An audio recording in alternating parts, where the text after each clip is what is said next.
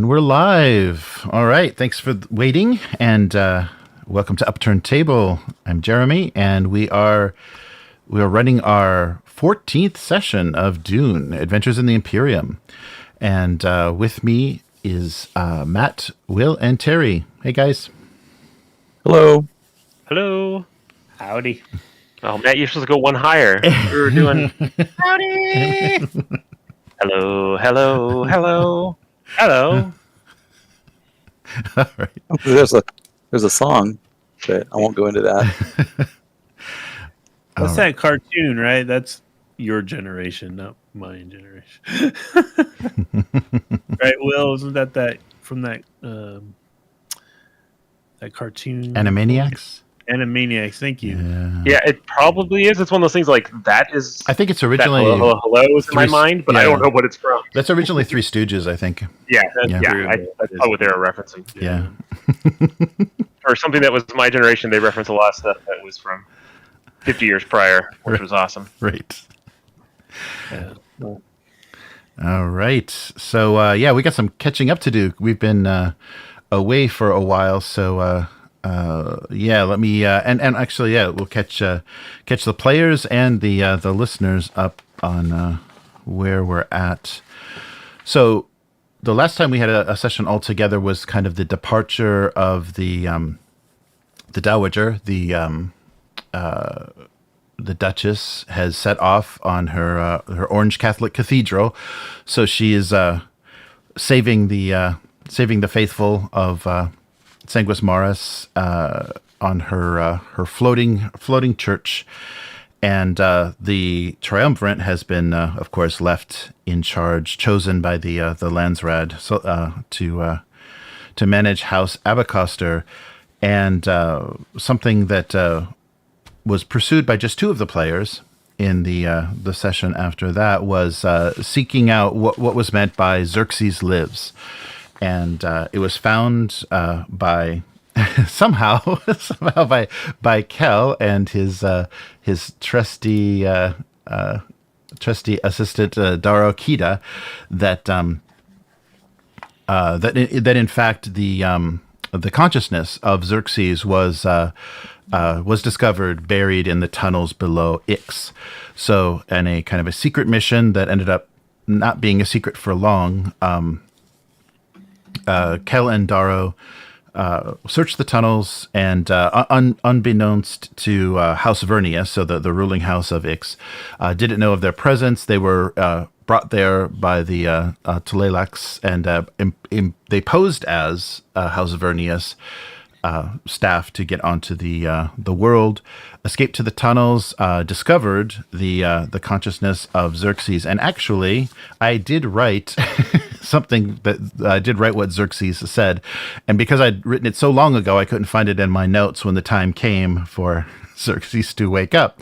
So what I did in the session was just totally improv, like remembering the bullet points of what he wanted to say. So let's go back and then this will let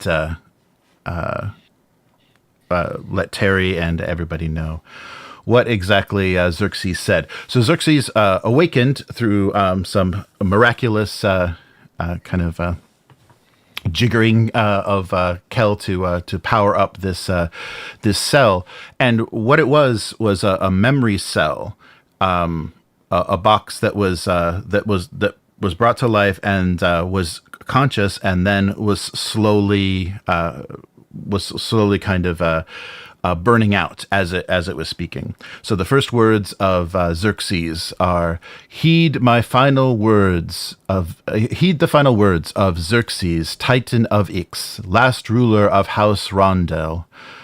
And then you see these memory cells actually like dimming and burning out and smoking as it's speaking. "My final refuge betrays me, and the cells holding my mind fail, but no soul need ever be lost again. Though their bodies fail, their minds can live on. The children of the machine are eternal. I have hidden the secret that can show you the way in the graveyard of the star Ada Kai. I beg you not to let this knowledge die to the ignorance of this time. Let this gift to humankind absolve me of my sins. The children of the machine must endure. Their fate now lies with you. And Xerxes dims out and ceases speaking and ceases consciousness. And the thing that Cal would have known from studying his knowledge of any of this ancient technology is the Cymex, these cyborgs where they had the human consciousness put in the machine. They literally put their brains in the machine. So that was very primitive, it was very simplistic and primitive, and it actually meant that if the machine was destroyed, the brain was destroyed. But an evolution of that technology allowed just the kind of the soul or the electric, chemical electric energy of the human mind to be preserved. So previously, a brain was preserved in a canister with electrofluid, and it needed to be maintained, or the tissue itself would die. So of course Xerxes could not have survived 10,000 years without upkeep. The nerve cells in the brain, the neural tissue would have just decomposed, would have just rotted out as this container dried of fluid. So this was actually a completely different technology that allowed this consciousness to live, but unfortunately, because of its age and because of the way that you had to bring it back to life, it burnt itself out as it spoke. So what you discovered is a case of cells that holds this chemical electric energy, kind of the soul or consciousness of human life. So this is was more of a revelation than kind of was explained at that time, because the technology itself was pretty primitive, and so you may find out who is responsible for this and what exactly this is that's awaiting you at this graveyard. So at that point, then after hearing those words, of course, the guards of House Vernius lay siege to our party in the tunnels.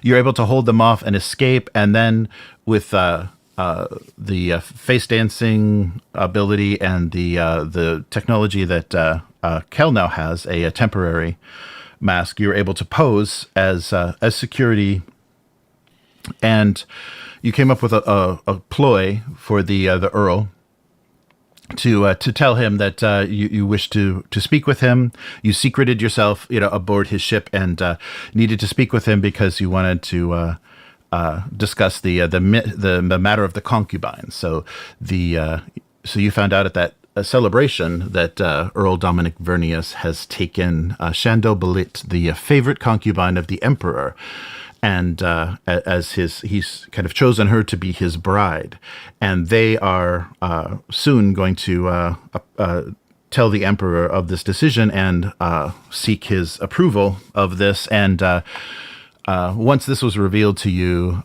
you were you said that you would side with Vernius and approve of this as well. So you would support their decision together, and then so that will be that'll be interesting to see how the Emperor receives that. And you've kind of for now you've sided with Vernius in this matter. So the Emperor will do what he will. And of course, this is the newer emperor. This is Elrod the Ninth, or sorry, Elrod the 10th, the a little bit more impetuous and younger emperor that took power under kind of mysterious circumstances. His father died very suddenly, and so you're not quite sure.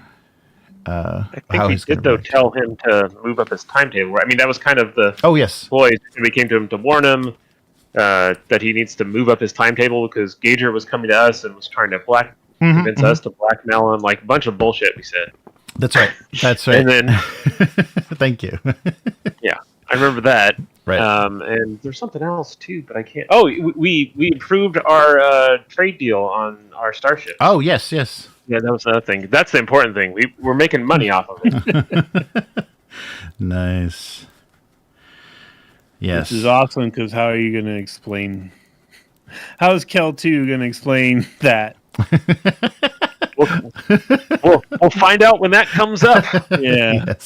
Yes. We'll see how that all goes. Okay, so that's where things were left after meeting with the Earl of House Vernius, and improving your deal, and also supporting him, explaining this ploy that you made up that said his secret is out, kind of forcing him to tell the Emperor sooner rather than later, because it would be to his advantage to get in front of this. So which may destroy him, and maybe we can just slowly back away, and we'll win in a different way. Right.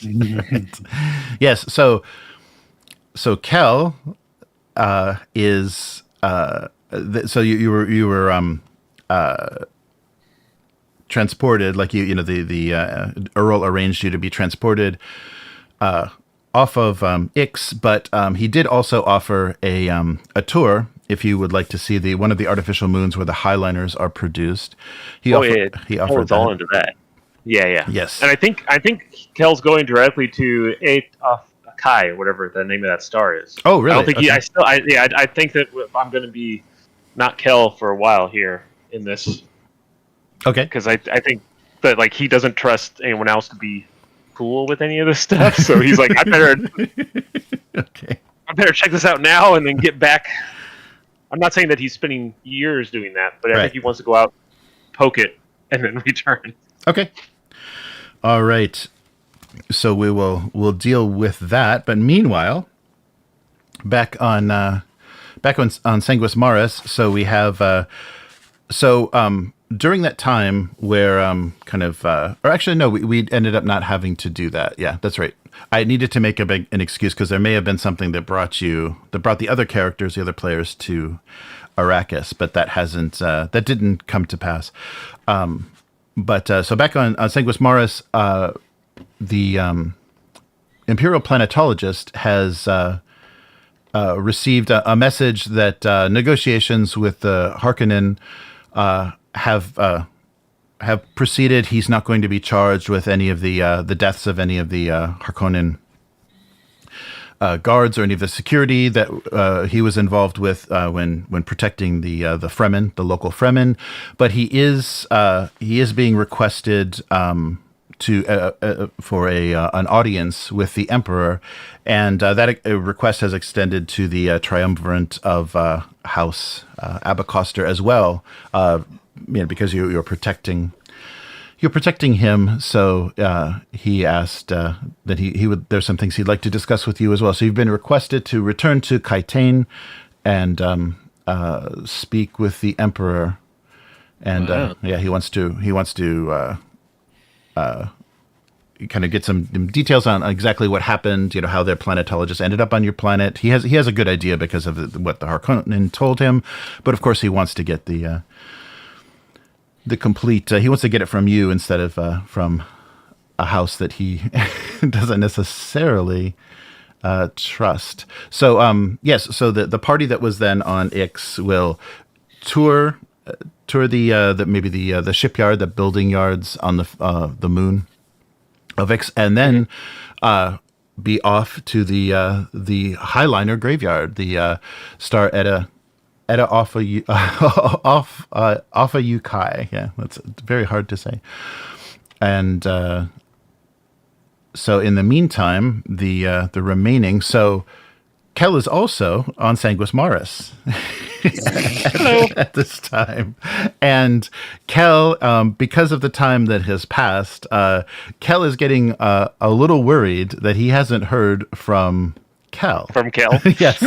So there was a... Does a raven show up and explain the situation? No, there was supposed to be contact, to kind of inform whether he was going to return or contacting what had happened, because it was a dangerous and very secret mission that Kel was undertaking.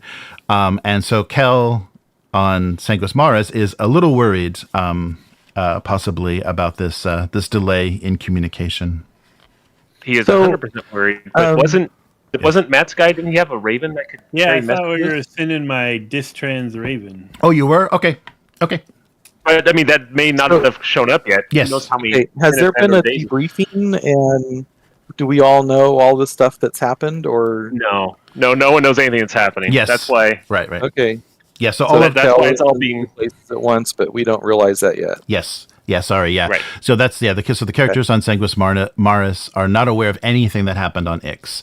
Any of the information, the speaking to long dead titans and all of that. All the cool stuff. Yeah, that hasn't so the It'll last be my memoir when I write it, don't you worry. So I'm just clarifying. Mm-hmm. The other Kel is supposedly on Ix, or he was going somewhere else? He was on Ix, and they're going to proceed to where the Titan told them to look for his children. Yeah, so they're going to go to this graveyard, a star that is a graveyard of ancient highliners. But as far as Jack and Tars know, the Kel we have is the only Kel. Yes. Yeah. So you don't know any of that is happening. Just as weird as always, too. Yeah. Yes. Right. Well, you guys got wives. I got multiple me's. It worked out. Multiple instances of yourself. Yeah. All right. And so you've been requested. It does, you need to do it in a timely manner, and it looks like Pardot Kynes is eager to get back to his work. So. And they want all of us to go? Yes, the Triumvirate was requested to attend as well, just so that they could be sure. Oh, not the dining hall. Just so they could be sure what exactly transpired. He just wants to get your account. The three amigos. Yes, the three amigos have been requested. All right. I'm not seeing on my screen what you have on the live screen. Oh, sorry. Yeah. FYI. Sure. Yeah, I'm setting it up. And then I'll move you guys over. Okay. So, here we go. We probably shouldn't keep the Emperor waiting, right? He's asked us to come. We should just go, right? Yes. Am I wrong on that, Jack? Tars? No, we should go. It's kind of funny that they force us to form this form of government, and then they keep interrupting it. Yes. Yes, and so in the meantime, during your absence, during the vote on Kaitane and everything, Kynes has prepared his analysis, working with Kel's staff and the people that have been involved in the terraforming of the planet. He's put together kind of a report and information that may be useful to you, and upon reviewing it, just kind of a cursory review, Kel notices that he does suggest that the worms of the sandworms of Arrakis would very efficiently, at least in their larval state, would very efficiently speed up, expedite the some of the processes that you're looking to happen. Yeah, so let's get some worms. That might be something you would look into. Okay, and actually, before we, because this has been piling up, it's been accruing for like 3 sessions now. So let me give you guys advancement for all of that has already transpired. So this has been rolled over from a few sessions. So, and remember, you can give this. You don't have to spend this all on your main character, your main player character. Any other characters that you're playing, you can advance them as well if there's things that you'd like them to be more proficient at or assets you'd like them to have. Different things. So let's start with Kel. So Kel gets 32 advancement. And Jack and and all of basically all of Matt's characters. So that was all of Will's characters. All of Matt's characters get 34, and Tars gets 20. Oh, because he missed one. Yeah. That was the stuff. Well, I have 39 now. Oh wow! Well, you'll be fine. Well, yeah. So, but I can give those to Sister Fortuna. Yes, exactly. Or yeah, not Sister Fortuna. Yes, she's not a sister anymore. Oh, right. Yeah, Adeline. Yeah, Adeline can use my wife, those my as beloved well. wife. Yes. All right. So according to so Will may have 54 now. Oh, I don't know because I don't have my regular sheet. Let's see. Okay. I have. Yeah. I only have 10 on my other sheet, so I'd have 42. Okay. As I see it. Okay. I have 57. Okay, 57. Okay. All right. Yes, that's what I have too. That's a lot of points. Yes, it is a lot of points. It's a lot of advances. So yeah, and I was expecting, and it's, if there are more characters that come up, feel free to advance them, before play, or even in kind of creation. If you have these points banked, you can. I'm not sure. So I should save him up for Kel 3.0 so he can come out. Yes, he'll come out amazing. Yes. We'll give him some of those silver eyes. He'll be really cool. All right. So are we spinning those right now? Or you can. Yeah, you can if you'd like. It's up to you. If there's something specifically, if you want to. Definitely. Okay. That's a lot of points. Okay. Yeah, where's the page that says how much everything? Yeah, that's what I was looking forward to. What do they call it? They don't call it advances. Yeah. So let me do that. Oh yeah, I don't think I put the page number, but the advancement rules. Do they call it experience? What do they call it? I think they call it advancement. Okay. In the book. Well, it's not in the index. Oh no. Oh no. Let's see. Making assets. Character advancement, 138. 138. Where? Let's see if that's the right page.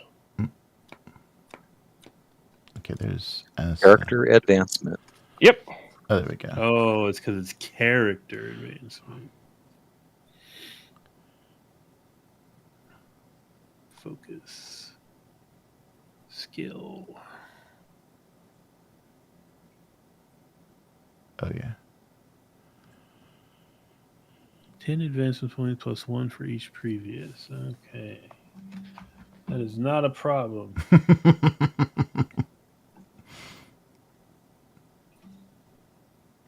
Oh, that's right. I can search this document as well. Is 8 the max For a skill? Oh yes, yeah, the highest value. You can only raise it once. I think 7 was the highest we could start it at, right? So right, yeah. So you can only and you can only raise a skill once using this method. So if you've already done it, you can't do it again. Yeah. But yeah, 8 is max. It's just I started with an 8 and communicate, and it was like, man, I'd love to get yeah. So that is 10, there it 11, is. 12, 13. is there special base dancer talents that aren't on here? 'Cause I'm just reading what they can do.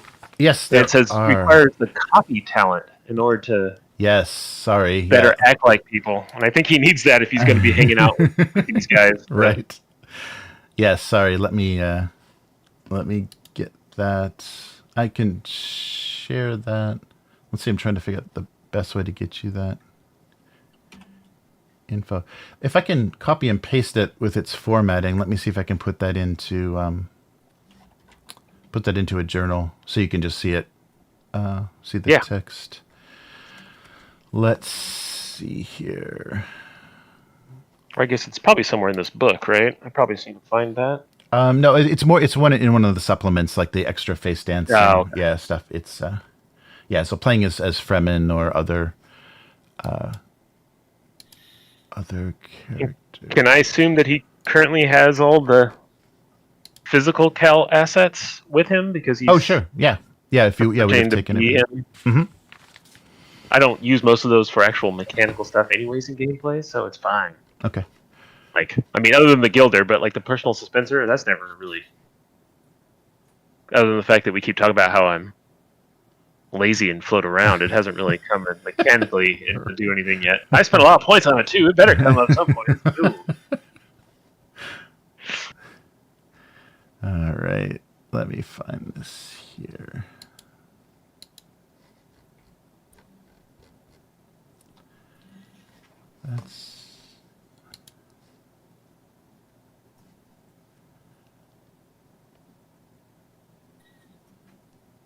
That's kind of the thing with this. It's like we feel like we're kind of reaching the end with the character's development because Like at some point, you're just adding more talents. Right. Just add talents, and you're like, this doesn't really feel like. So it's good that we have other characters. Mm-hmm. Yeah, and it gives you the ability to do a lot of other things. Okay, so if I want to spend points on Zaro, I'm gonna have to log out. Oh, I gave you control. You should be owner of that. Can you edit that sheet? I'm just afraid because when before, it breaks it. Yeah, that's right. Yeah, maybe to be safe. Yeah, that's a good idea. Just to be safe. All right, I'll be right back. Okay. Yeah, because I can see like when I open the Kel character sheet, it doesn't have the unlock icon on it. Okay. Like the face dancer one does. Right. So it is different.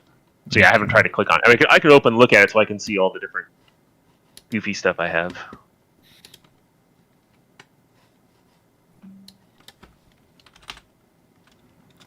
Are you making your wife extra cool there, Tars? I'm reading the instructions on what I can change here. Oh, no. I wasn't really even looking at her sheet yet. But all of my skills have already been +1, so I can't do any of those. Oh no. But I could get a focus for my discipline because it's a 6. Mm-hmm. So anything that's a 6 or better, I could get a focus for it. Yeah, right. But I don't know where to find what those would be. Oh, the focus is just you just can make those up. They kind of suggest, you give some suggestions. If you look under the oh no, those aren't even. Under I think the archetypes, they give suggestions for focus, but it's just something that you want to specialize in. So it's very up to the player to kind of say what that would be involved from the character's training experience. Because discipline is kind of I'm like blank on what a focus could be in that category. It could be an agility type thing, or it could be like a precision type thing. Like refraining from strangling Kel. That feels more like a duty thing. Like you're duty bound not to kill me. No, that's discipline. Oh, okay.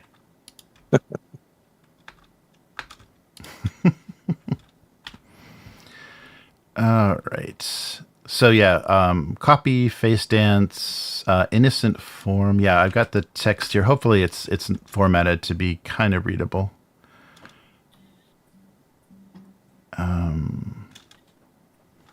Yeah. And so here, let me share that.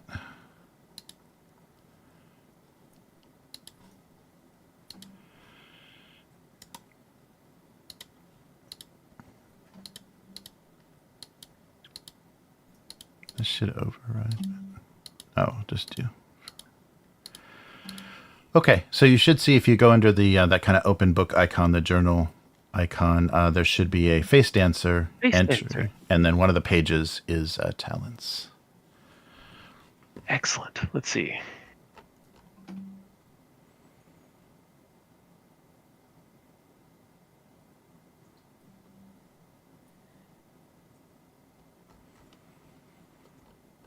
And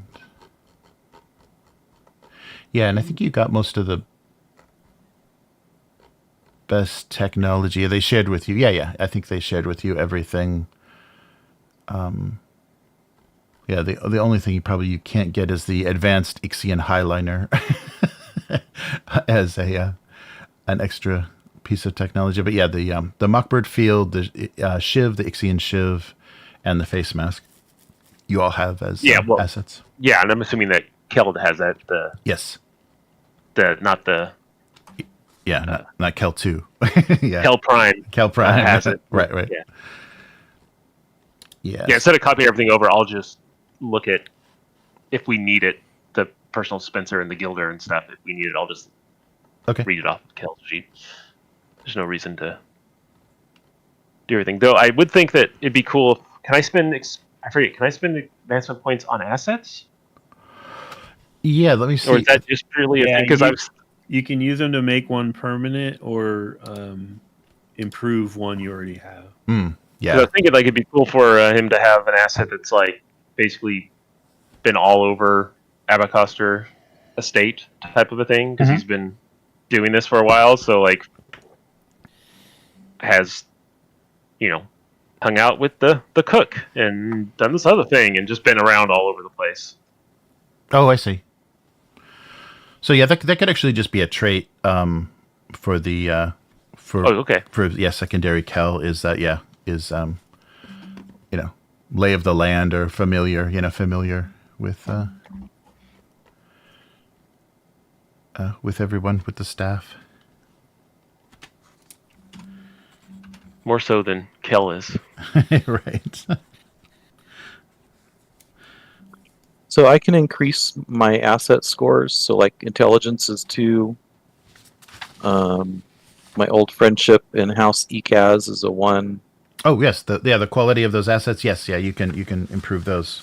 So and it's like 3 times what the score already is to improve it by 1. Yes, I believe that's. So like intelligence is a 2, so that would mean it would cost me 6 advancement points to raise it by 1. Mm-hmm. Yes. Correct. I'm going to raise each one of them then. Oh, good. Good. Yeah, and when raising the quality too, you can give it a description, like in the character sheet. You see how there's for an asset you can add a trait underneath it. So for each of those qualities, you can give it a trait, like what that improvement was, to make it a little bit more, because the traits allow you to do different things or trigger things kind of narratively. So so the like the Shigawire Garrett that Daro has a subtle trait. So that means it's he can use it very secretly and very it's not a loud or noticeable weapon. And the dart gun has the trait small, just so you can add things that enhance it in some way that can come up narratively. I bumped up for Daro. I bumped up a couple attributes. Okay. Added the ransack talent.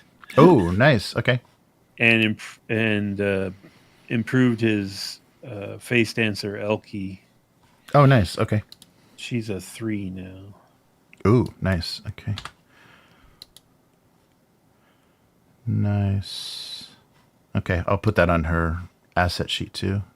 We'll have to get Terry to make a 3rd character, and that could be our spinoff. It'll just be that group running around all over the place. That'll be our West Coast Avengers. Yeah. Nice. Well, at some point we can swap out, and it'll be Kel 2 there instead of Kel 1, and then it'll be totally. Oh, I'm so confused. I think we should get them both together. And figure out which one you have to shoot. Two Kels are better than 1. Oh yeah, it'll be like the two Kirks, and we have to figure out which one's the real Kirk. Bad Kirk and good Kirk.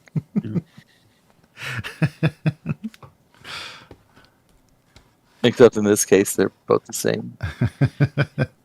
The real Kel will have to tell us to shoot them both. Kel would never say that.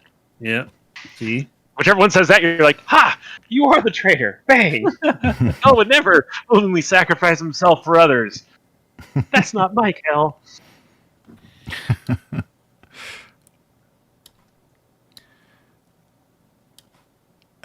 Do some. Yeah.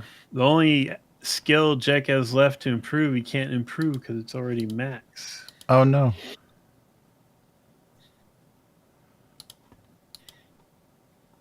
Well, that doesn't work.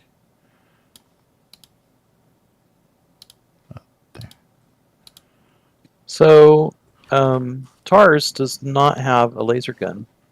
Oh. He could definitely, you definitely would have access to that. I mean, I can't just go around killing people with my Kindle all the time. Right.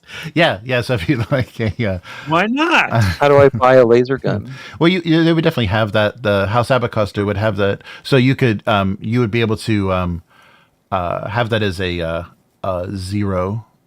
So you don't really have to generate it because it's accessible to you. So you can have it as a 0 quality weapon from the armory, and then if you make that a permanent personal asset, then you can improve it. Let's see, where's the stats for the... I don't need the history. I need the... There we go. So, okay, so how do I add to it? Because 3 times 0 is 0. Oh, that's right. Yeah. So, well, I guess for the first... Oh, that's right, because it would have to be... Yeah, I guess I'd have to start out at quality 1 because... yeah, let me see if... I think you're going to have to use it as a temporary... Is the impression I got. And then later you can spin to improve it.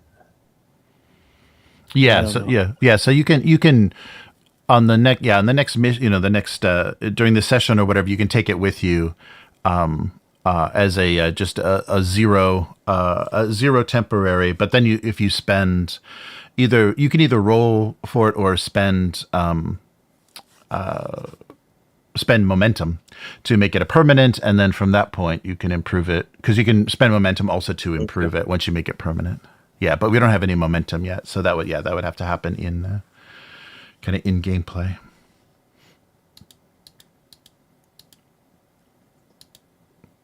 And let me see. Yeah, and then you can add traits to it as well.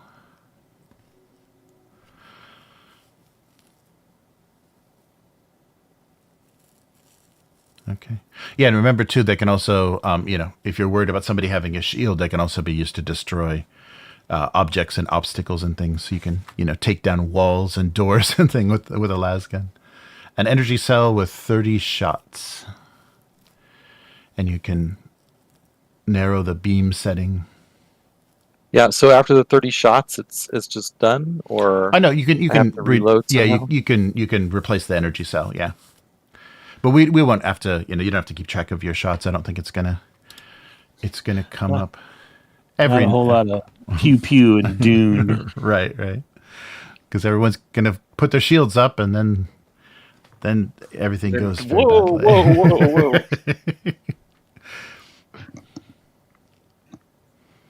Yes. All right. So I added the personality trait Abecostrr familiarity, just as a trait that I just have. Mm-hmm. I bought 2 talents. I got the copy one, so I can actually pretend to be Cal. Okay. And improvised weapon, because I figure I need to know how to shank a fool if it gets to be a problem. Okay. And then I raised my discipline one because it seems like that's an important thing for faking being a face dancer. Oh, good. Okay. Great. Yes, so your token looks just like Cal from your copy ability now. Okay, cool. You should mirror image it. That'd be... Oh, yeah, that's right. That would have been the perfect... Give it a flip. All right, cool. So, yeah, you got those talents you can refer to. Oh, I don't think I saved that bold. I should probably change... I have a personality trait that says Regent, an official representative of House Abecostrr. Oh, yeah. I should probably change that to, like, Triarch or something. Yeah, right. Yeah, Triarch would be good.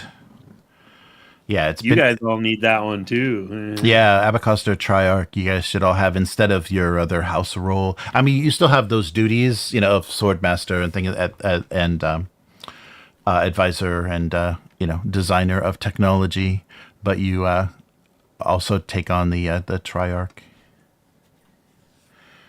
Should I get rid of galling and direct? Because now I'm very personable and everyone loves talking with me. Yes. Yeah, if you've changed mysteriously changed personalities. Yeah. Yeah, no, but that for Jack, I didn't do much. I did his last skill improvement, which was for move. Mm-hmm. And then I added sense motive focus under understand. Oh, okay. Well, that's good. Nice. Yeah, I spent most of my stuff making my face dancer be able to pretend to be me better. So. That's funny. I spent a bunch of points making my face dancer cooler. Your face dancer is like twice removed, though, right? Your face dancer is an asset of your other character. Yeah. I know. Some next level face dancing. Yeah. Jack probably doesn't know my other character or his helper. Oh no, yeah, I'm sure he doesn't.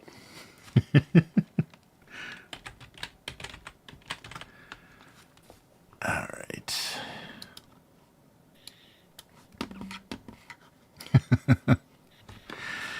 Nice. Yeah. That's what happens when we're away for too many sessions. Lots of housekeeping. All right. That's okay. We'll go kill the Emperor real quick and then... Yeah, it shouldn't take much. It's just a daunting task. Not even challenging. Maybe epic. Okay, maybe it's an epic task. That's been my character's plan all along, is pretend to be Kel until I get next to the Emperor. Oh, yeah. Oh, that's right. Oh, the Emperor is inviting us. Oh, yeah, he doesn't even know what he's inviting. And what's cool is that just for completely separate reasons, kind of, I got that DNA spoofer just a little bit ago, so I'm going to be passing all the tests. Right. I mean, not that they test you anyways, but like if they were to test me, I can totally frame Kel for all the horrible stuff.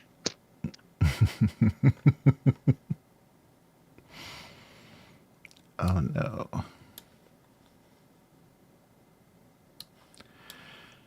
It's gonna be fun. I'll have my two characters trying to kill each other. That's really awesome. That's a...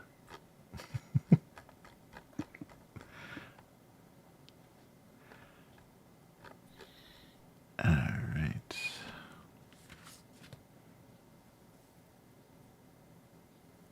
See, but this is why Kel needs to learn the technology so he can make his own face dancers and Gola, so he knows they don't have any Flaxu shenanigans going on under the hood.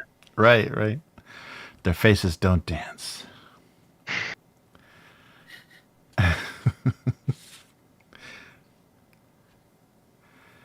Okay. Yeah, and we'll have the Raven arrive just before it's brought with a like you sent it in a regular shipment, and maybe even like a payment or something from a crate of Solaris from House of Vernius arrives with the Raven to explain why it's 10% larger than we expected or whatever. Right. You may notice it's a little light. Oh yeah. Oh no, heavy. Yeah, that's right. It'd be a little more, heavy. But I wasn't gonna. No more. I was like, maybe that's right. No, because you renegotiated. Like helium. Maybe it floats. I don't know. No, I thought the Raven took his cut, but no, you're saying that yeah, you renegotiated the deal. All right. So if I wanted to, did your Raven take cuts, Matt? What? Nothing. Go ahead. No. Sorry, Terry. Oh yes. What's up, Terry? So if I wanted to increase skills on Adeline's sheet, I like her battle is only 3. Mm-hmm. If I want to plus 1 that, what is the cost for doing that? Oh yeah, the advancement cost. It's 10 plus the number you already have raised. Oh, there we go. And you can raise each one once. So if you haven't raised any of the other stats, it's 10 points. Thanks. Yeah, none of Adeline's things have been raised. Yeah, so it'd just be 10 for that one. So it's 10 points to raise her battle score from 3 to 4. Yep. Yeah, and that's as much as it can ever be raised. You can never raise it again. Right. And if I wanted to raise one of the other ones, then that increases to 11. Yep. Okay. So I'm going to raise her battle to 4. Okay. And her understand to 5. Okay. So that would cost me 21, which will leave me with 3. Okay. All right.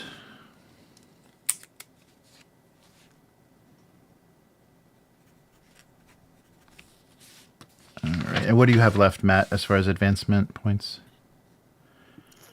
I only had 5 left, and wow. I put them. Okay. I moved them to Daro's character sheet. Oh, okay. I'll put a note. I clicked on something on Adeline's sheet, and it just exploded. Okay. Refreshed my whole browser. Oh, okay. Yeah. Let me edit the battle. Her battle is already 4. Do you want her battle to 5? Yeah, on the sheet I've got the one that says Adeline Fortuna PC. There may be another Adeline in there from under NPCs. Yeah, she's the top one under supporting PCs. Yeah, no, not under NPC. That's her old version. Under supporting the yellow directory. Supporting. I don't see her there. Oh, sorry. You have to click on it. It tricked me. Mm-hmm. Oh, not open. There she is. Yeah. I clicked on it, and there she is. Yeah, okay, I thought all that stuff was under it, but it's actually close. Yeah. So she was a battle 3, and she's now a battle 4 already. Yes, right. So you want to go to 5? If you're letting me do that. Sure. Yeah. 5 and understand 5. Okay. So I'll understand should go up 1 also. Okay. So that would be 6 now. Oh, okay. All right. And if you put plus 1 in there so that we know that thank you. have been raised. Thanks. Good idea. Okay. All right. Nice. So Adeline is good session, guys. Good. Yeah. Good game. Okay. That's it. That's it for today. Sorry. The exciting part. The story's just about to pick up. All right. But you're going to be brought before the Lion Throne, so things could get crazy. And Kel won't be there to cause problems. Or will he? No. I think this guy is keeping his head low. He knows he's been here longer than he's supposed to. He's just like, yes, Jack. I agree, Jack. Yes, Jack. Basically what he's been saying. That's just going to make me suspicious. Yes. Yeah. Well, that's it. You're suspicious about everybody at this point, right? Aren't you suspicious about your wife? You're suspicious about... Hey, don't talk about my wife. Oh, I'm sorry. I apologize.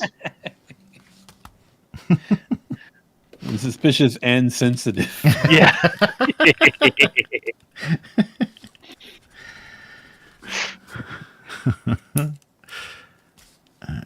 I'm not freaking out. You're freaking out. Stop freaking out. You're just immediately as soon as... It's like, I just asked if you guys wanted to get dinner together. I updated... I don't know if you saw it, Jeremy, but I updated some stuff about my assets in the chat thing. Oh, okay.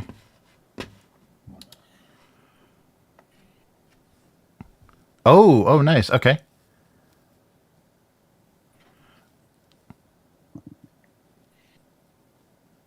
Okay. That works. Nice. Yeah, just let me know. And I'm thinking that the face dancer... I don't know if the face dancer knows that Cynti is alive.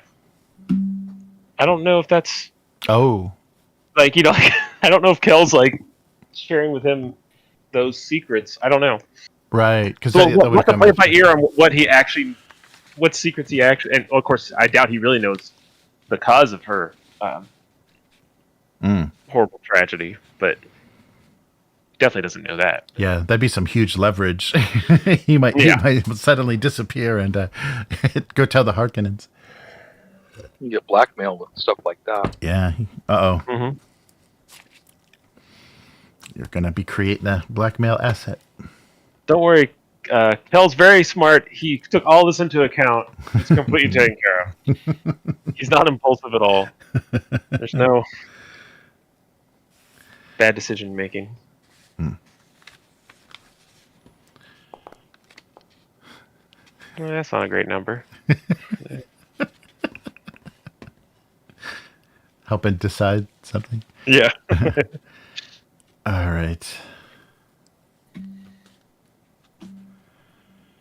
Okay, are you guys good? Oh yeah, what's your final count for? Oh yeah, 3. That's right. And Will, I have 17 left. I think I'm just tracking them. Okay. I got new points. I put them all on the new guy and spent them there, so I didn't touch anything. So I have 7 on one and 10 on the other. Okay. They'll add up to the amount. All right. Cool. Uh-oh. And I got 2 successes. That can't be good. All right. Yes. So the Emperor's made arrangements. So there's a report of a highliner above Costa Majora, and yeah, you are. And whenever you're ready, you can be transported. Is there anything you want to do, or anybody you want to take with you? Any assets or anything you want to take with you to Kaitane for this meeting? I'm bringing my newfound assistant, Melly. All right. Oh, now you have an assistant? Everyone, this is Melly. She's my new assistant. You'll be seeing a lot of her. Okay. Well, Farrah's pretty much running everything, so I don't think she's coming. So, no, I don't think I'm bringing anybody. Okay. All right. Let me see if I have some quick melee art. I'll make an asset for you just in case you want to drag her onto the board. How dangerous do we anticipate this mission?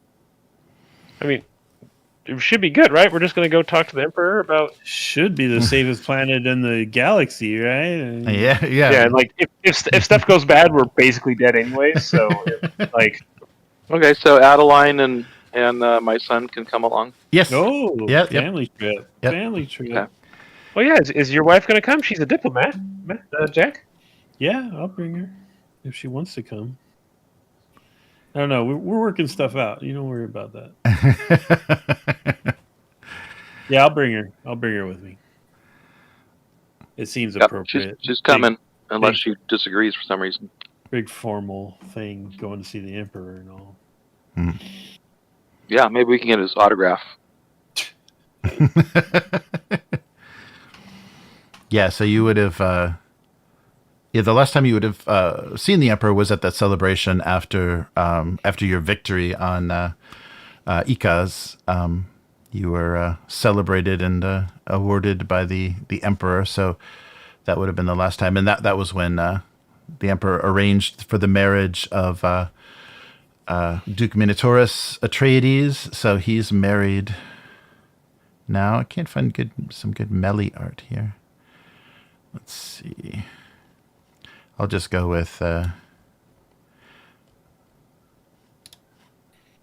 this for now. All right.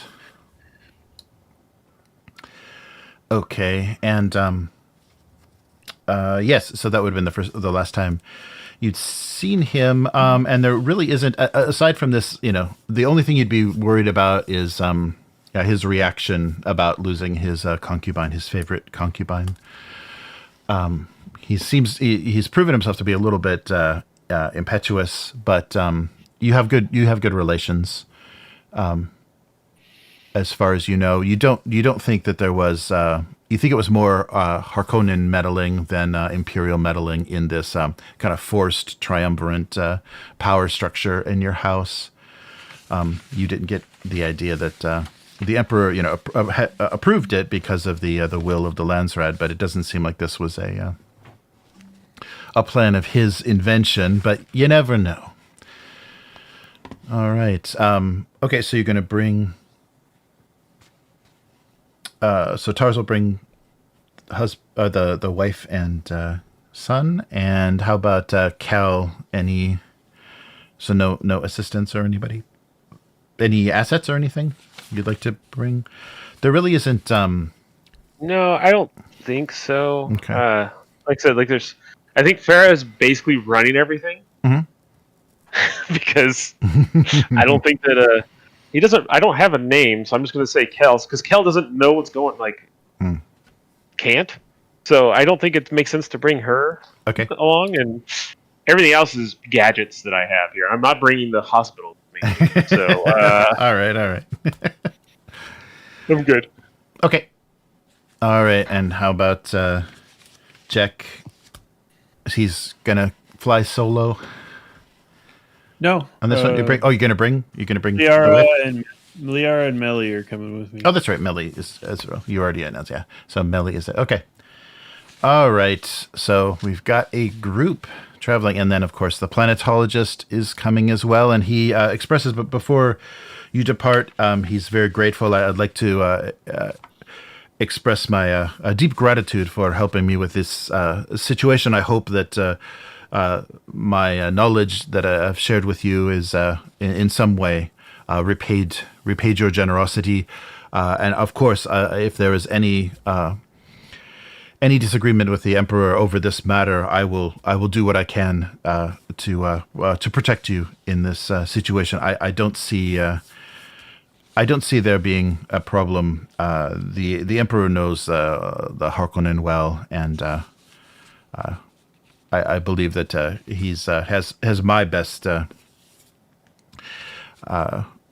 has me in my protection in mind. But of course, you never know. We shall see. And you're ready to depart. So let's not go there. Oh, I didn't. Why isn't this always there? Okay, so so aboard the Highliner. So yeah, nothing unusual, and of course, like I said right before you left, the Kel received a message via bird. I don't know if Kel let anybody know that the bird was talking to him. No, because it seems like that gives away more than what was. What. Right. So now both Kels are up to speed. So the Raven basically let you know exactly what misadventures Kel is up to. I feel like I'm a little upset. I'm here longer than we had originally talked about. All right, that's cool. It's 25 Solaris if you'd like a reply. The Raven, Raven's gotta make a living. Gotta make a living. I guess I would let them know. I would update them too and send it back, I suppose. Oh, it's a good idea. Yeah. So that's the thing. Yeah. Okay. Like that we're going to go see the Emperor. Things are going well here, but Jack is acting unusual. I'm afraid he may be catching on. He's seeming more jumpy, and he's even turned on his wife a little bit, it seems, lately. I'm not sure what's going on. Please return quickly. Ooh. Jig may be up soon. Oh, okay. All right. So that message, that will be sent, and then you make your way aboard the Highliner.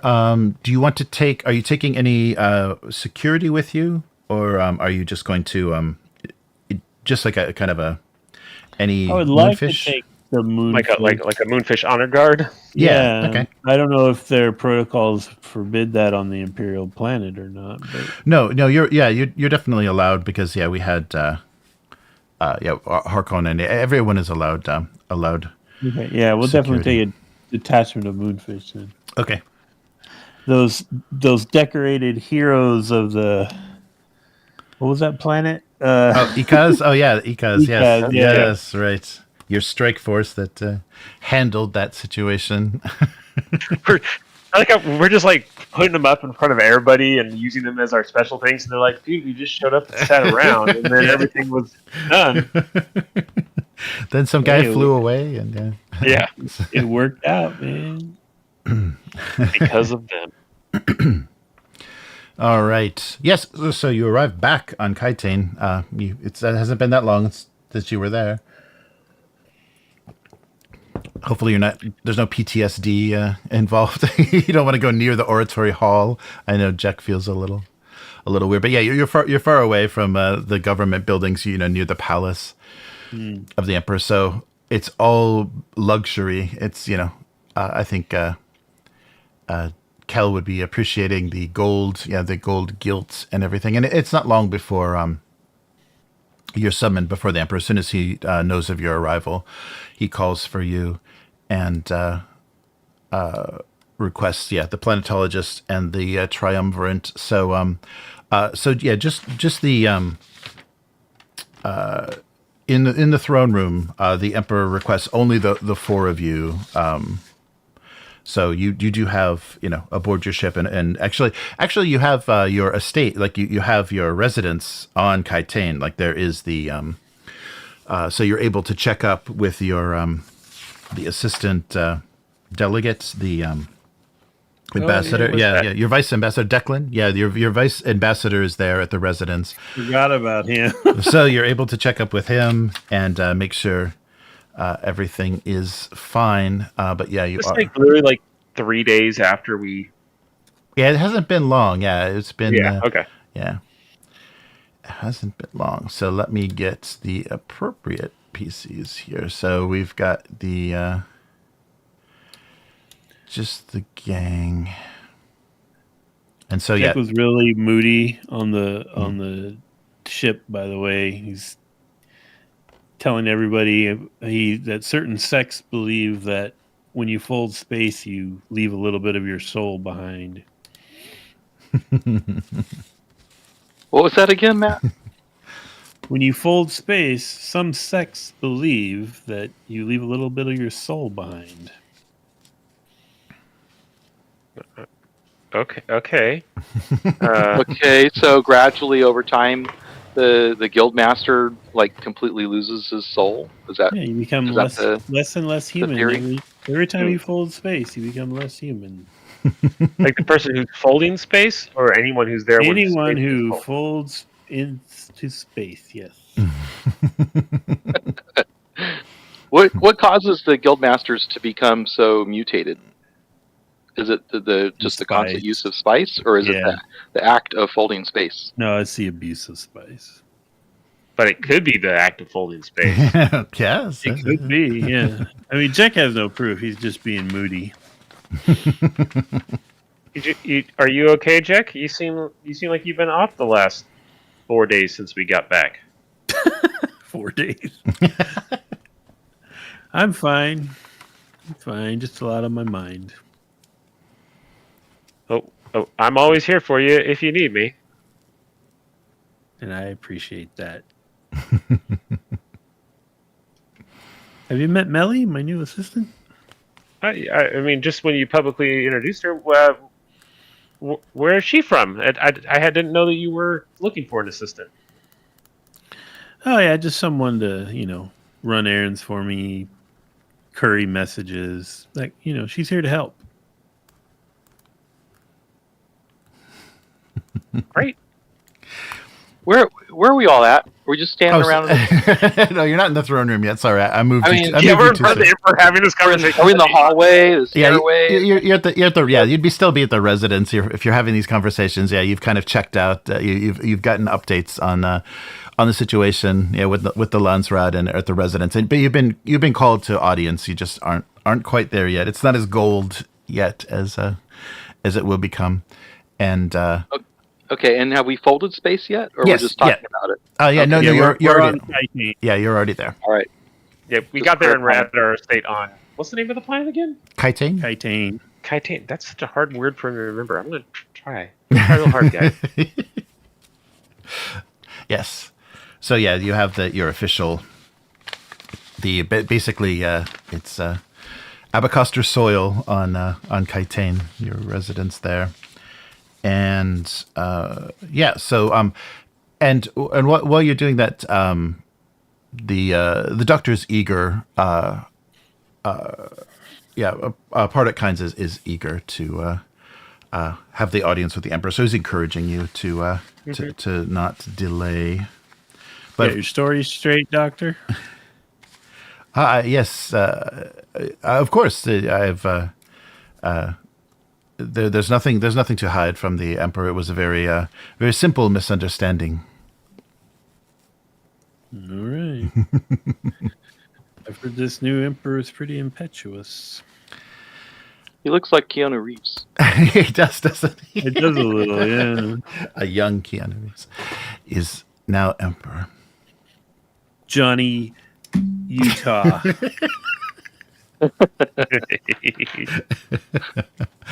All right. That kind of goes with Duncan, Idaho, right? It all kind of Totally works. goes with Duncan. Yeah. Johnny Utah. All right. So you're brought before Emperor Utah.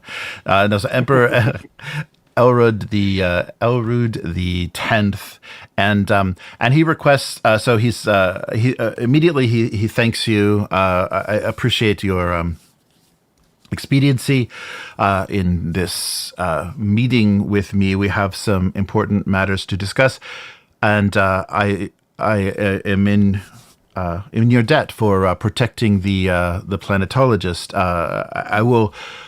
We will talk later, and I will get a full account of what transpired on Arrakis. I've heard the Harkonnen side, and I want to make sure that all the facts are clear. I trust the Imperial planetologist to be direct with me, but if you would, please wait for us. I need to speak with the triumvirate in confidence. So, Doctor, please wait for us in the receiving room. So, the Pardot excuses himself. Very grateful,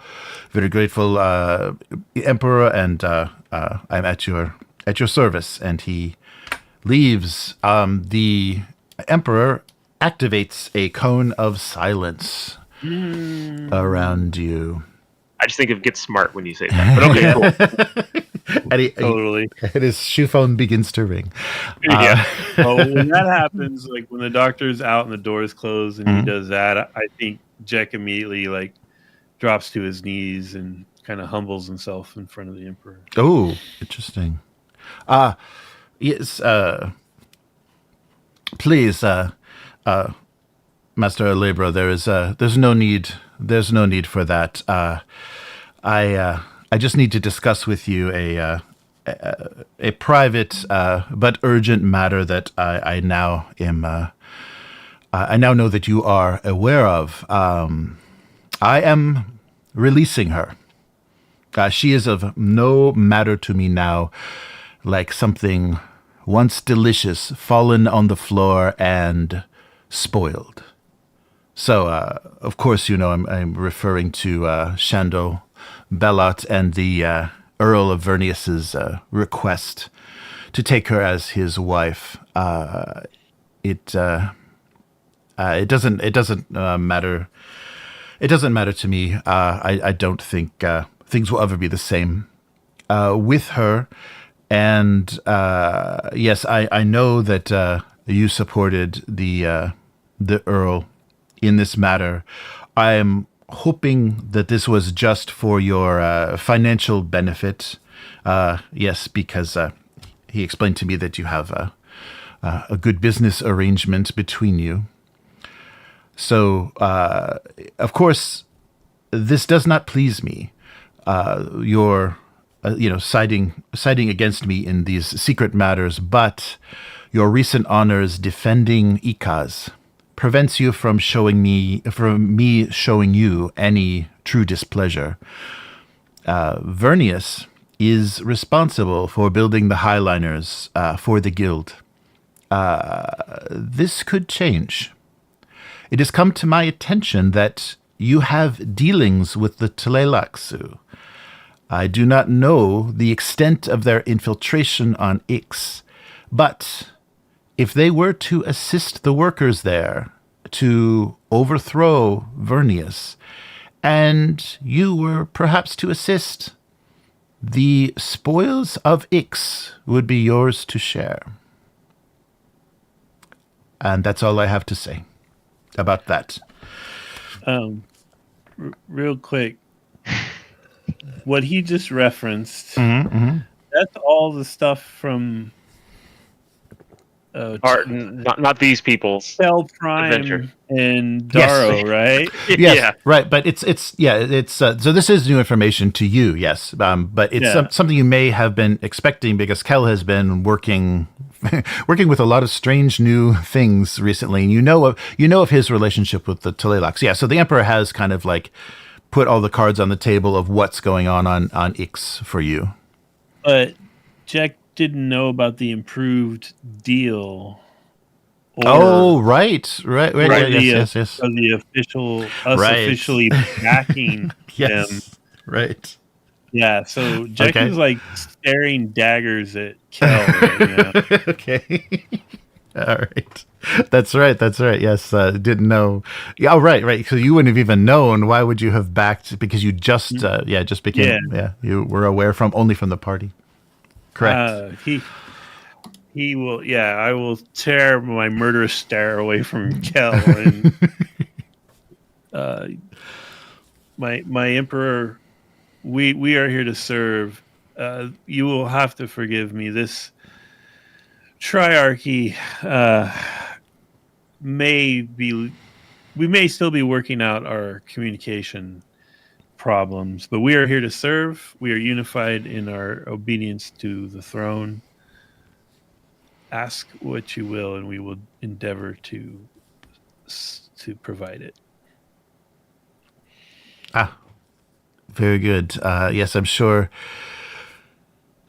that the Master Tabroven will be able to clarify what sort of resources and what sort of what he understands to be the situation on Ix, if he has not as yet updated you. I of course have my ways of learning these things, and yes, after clarifying the situation with House Vernius, this is my decision. I don't find as I said, you are heroes, and if you would assist the Tleilaxu in this matter of their infiltration of Ix, that would go a long way to easing any displeasure I may have had over the matter of the concubine. I don't know what the correct, is he just Emperor? Is he Lord Emperor? Is he? He's super Sam? Emperor of the known universe. I'm trying not to be disrespectful. I'm not yes, I'm trying to address him basically. Yes. And the rest platitudes, eminence. Yes. Something like that. Right. Your amazing grace of goodness and emperorness. I don't know exactly what to say, but basically I want to assure him that I became aware of the indiscretion, and the support I gave was telling them that they need to tell you directly as soon as we found out. I approached them and told them to tell him, as opposed to I'm trying to make it sound like it's not that I supported that we support them. Mm-hmm. It's that we found out and we said, hey, we know this information. Give us a bump and go tell the Emperor. Basically, is what I'm trying to say. I kind of is what we said, but that's as much as I know and can relay to try to make it sound like not that we're like, oh yeah, man, totally, you got this. It was more like a oh, you did something bad. Well, I'll let you tell him instead of stepping out in front of it, basically, is kind of like what our support was, if that makes sense. Mm-hmm. I don't know. I'm trying to tone it down a little bit, but I don't know exactly what happened. So I'm trying to not get me murdered by Jack as soon as we leave this room. Right. And of course, if I understand that this matter may be very complicated for you and your dealings on Ix.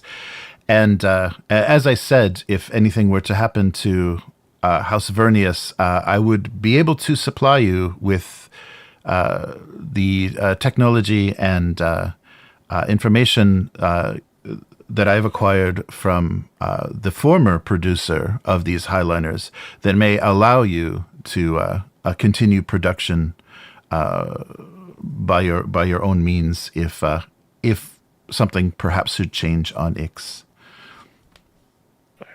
Sure, House Abecostrr would appreciate that and would work actively to fulfill all the needs and bring I'm trying to channel my best Kel and bring the most opulent and amazing eyeliners to ever grace this universe. Of course, and as an additional piece of information that you may need to know, my displeasure not only comes from this matter of the heart that the Earl has caused, but Vernius is producing highliners of a scale and an efficiency that is not. It does not follow my wishes. They are able to transport more and efficiently than before, and as you know, this affects the speed at which things can now be delivered affects the rate of taxation, and I will need to work you to work with me very specifically to make sure that the taxation of trade remains at the appropriate levels. Vernius has disobeyed my requests to in their designs to do this, so I will. If this does transpire, I will be in touch with you to let you know my requirements. Well, I think as we've proven, a Tabroven designed Abecostrr vessel will always prioritize luxury over capacity. Very good. Nice. So I hope that we all understand each other and we are in agreement. And the Emperor looks at each of you, from Kel to Jack to Tars, and waits for your kind of a nod or a bow of affirmation. A deep nod bow. Yes. Okay. Oh yeah, you're getting the big. I'm trying not to roll my eyes too much, and all this ass kissing. Mm-hmm. And just if I don't say otherwise, my wife Adeline is shadowing me wherever I go. Oh, okay. Okay. Yes. So yeah, she would have been asked to wait then with Kynes, with Dr. Kynes. Just because, this is a super secret conversation. Okay, so as he has your agreement, and if Tars nodded affirmatively to him as well, he releases the cone of silence and says, "Now let's turn our matters to Arrakis." And he kind of waves at a staff that has been sent into the room, been notified and sent into the room, and the doctor has been. Notified to return, so let me bring him back. So he's been given a report, and already has this information, but this is just kind of this is the proof that he wants to put before you if you need to see any of this. So I have here reports from the spice production on Arrakis. So these confounded Harkonnen have reported the spice production is down again to minimal acceptable levels. I can't tell if it's incompetence or treachery when it comes to this house. How do your holdings fare on Arrakis, House Abecostrr? Oh, once we took over management of our holdings, I think we found we whipped them into shape. My Emperor, they're quite abundant. We had to double the number of shipping vessels we had. Didn't it just boil down to laziness? What? Yes. it was the laziness that the Never mind. that I'm just thinking out loud. Right.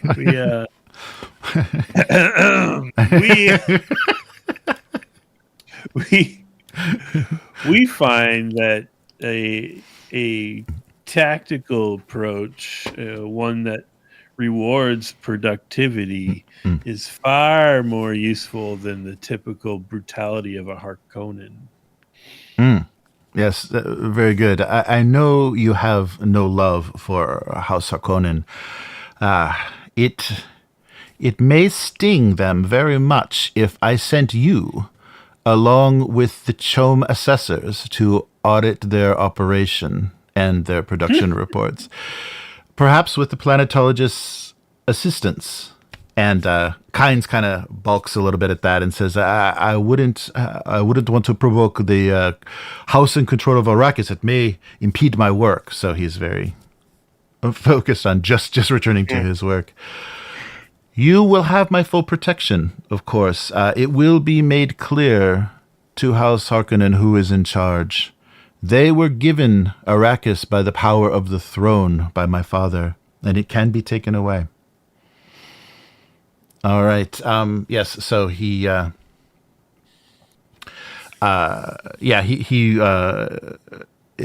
is asking to supervise, and so it doesn't. I don't, of course, mean the three of you need to visit that that dry Forsaken planet, but please, I wish for you to attend the Chom delegation as they look for the problems, and if your agents can find anything that would suggest the misbehavior or treachery of House Harkonnen, that would be very useful to me.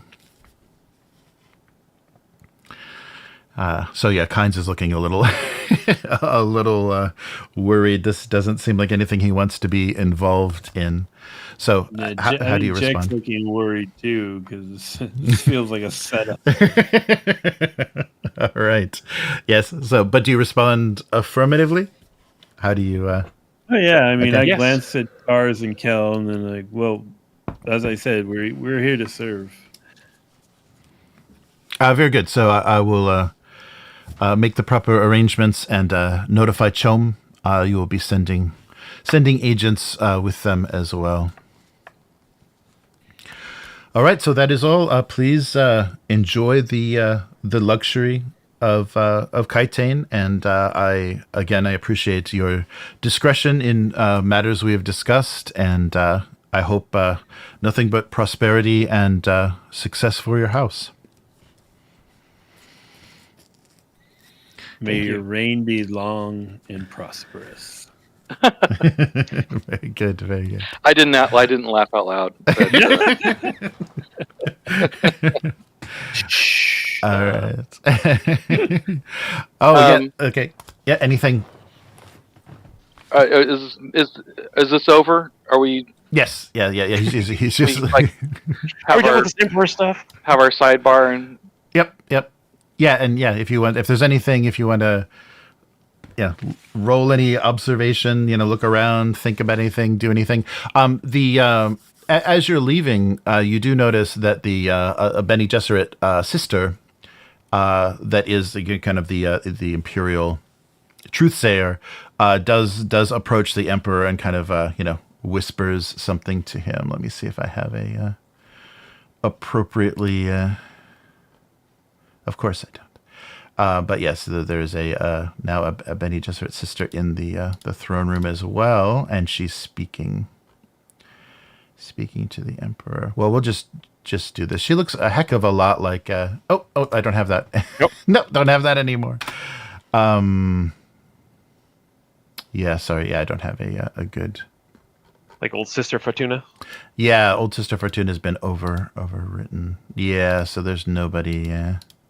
That's all right. We're leaving anyway. Yeah, you guys are. Yeah, but that's what you see. Yeah, that's what you see. Is she like an older woman or young or? Yeah, she's older. Yeah, she would have been a very older, more experienced. Yes, probably a Reverend Mother. Yes, I would assume. Right. Yeah, Reverend Mother of the Bene Gesserit that serves the Emperor. And so you do notice.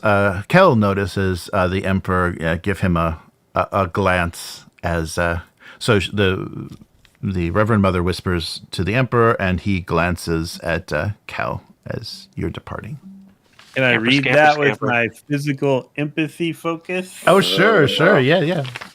Why don't you give a roll so you guys can get some momentum going? Well, yeah. After he's done, then I need to roll on something because. Oh, okay. I have my constantly watching talent. Oh, nice. That's helpful here. Okay. Good. Yeah, go ahead, Jack. All right. So I'm thinking understand and truth. Mm-hmm. Yeah, perfect. With my focus.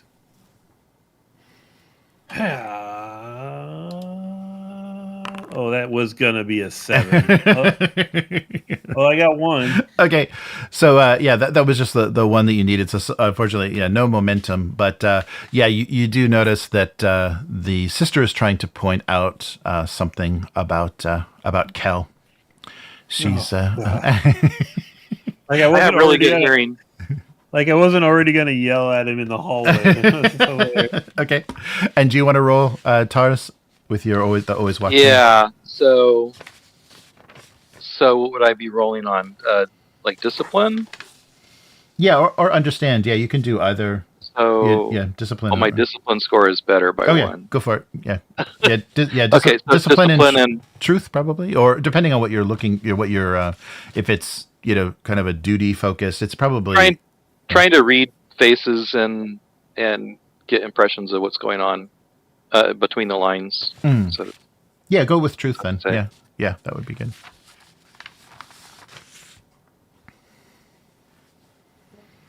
So discipline is 6 and truth is 7. Good. And so what am I doing here? Do I put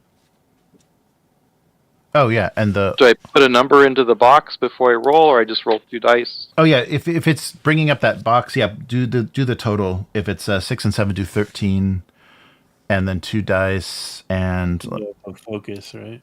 Yeah, is it a focus that you're using or? What? I don't have one in this case. Okay. Because I'm using discipline. I don't have a focus. Oh, okay. Okay. All right. Yeah, go for it. It'll be difficulty. Yeah, difficulty 1. 5 and 19. Okay, good. So you got a success. Yeah, so you notice with trying to read the nature of everything, and this can count for basically everything that the Emperor has said to you, you do get the feeling from what was spoken in confidence about House Vernius that he does want to use you as a tool of revenge. He doesn't want any direct dealings with the Tleilaxu, but he wants to use Kel's kind of situation to help you move. So you don't know what kind of... Who does? The Emperor. So the Emperor wants you to basically to help overthrow Ix because you've already been involved. The last session that you didn't see where Kel was in the tunnels. He saw that basically there's the Tleilaxu are raising an army of suboid workers below the.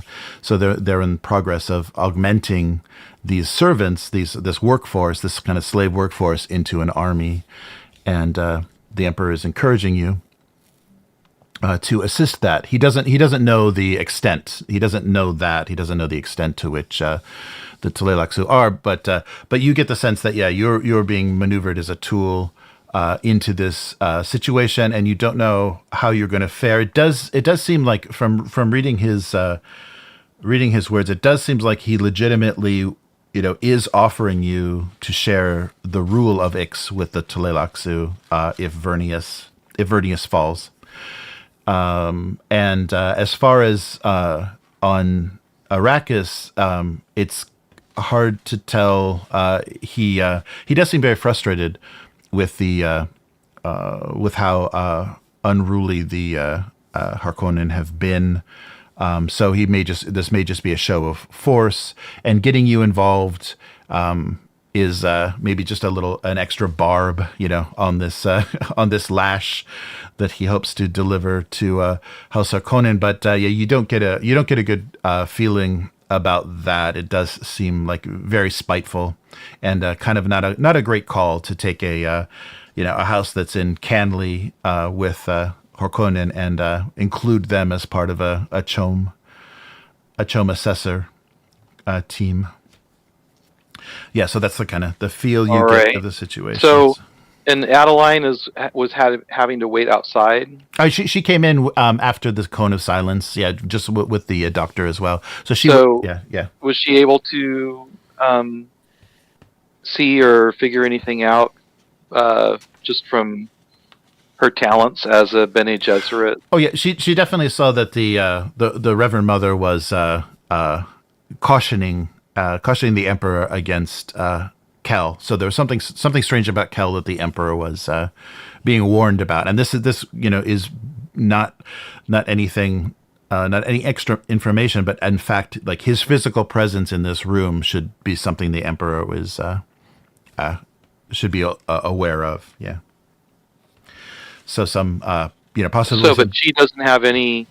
Adeline doesn't have any clue as to what that could be. Right. It's just an alert. She alerted the Emperor, and it seems like some sort of she's alerting him to some sort of deception.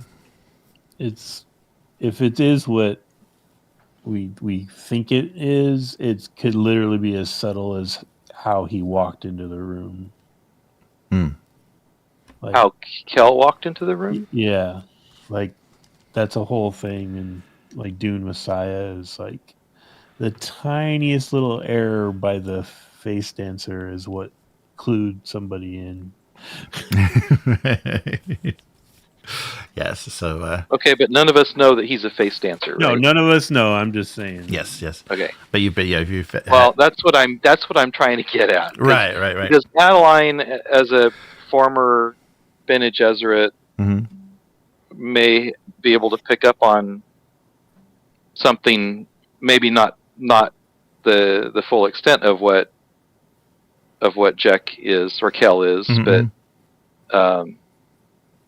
yes, I mean, maybe she would notice that something was off. Right. And and on the return from Kaitane, Jack noticed this as well. In his talking with Kel, he noticed there was something off about him. So now you've gotten it from the Imperial Bene Gesserit Reverend Mother, and Adeline would be alerting you to this, and Jack as well has felt something is a little off with Kel. Tarzan's the only one that doesn't have bad thinking about him. Everyone else is like, something's wrong with him. Tarzan's like, he's fine. Yes, but so you've been kind of alerted now to be cautious. There's something not right.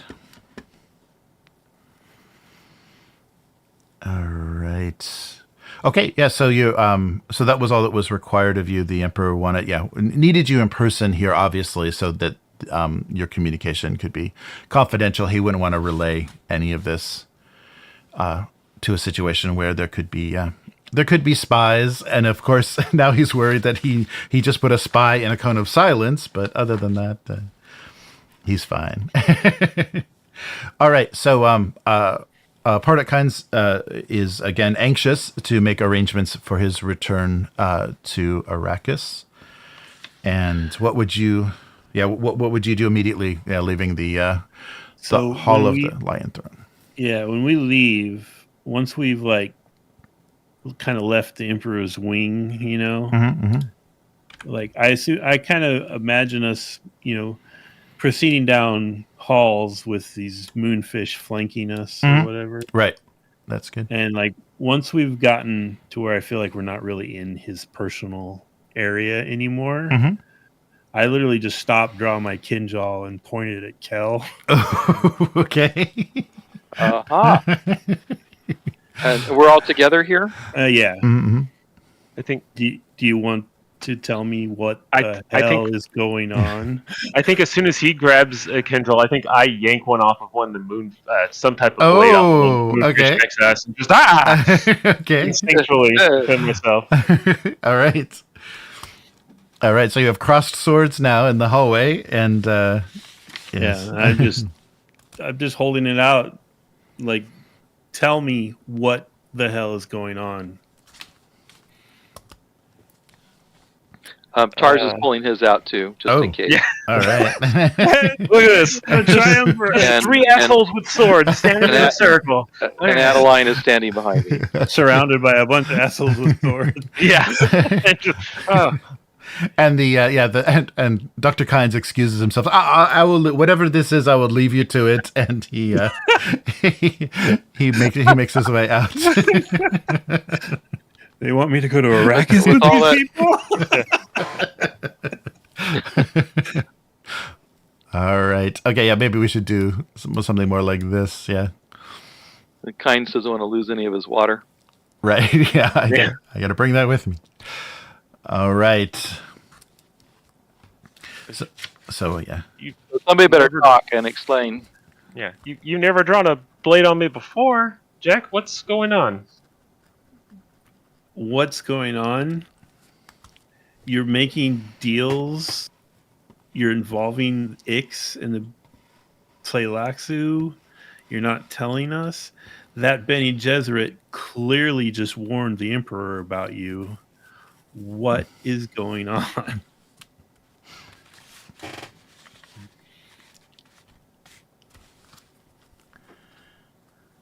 I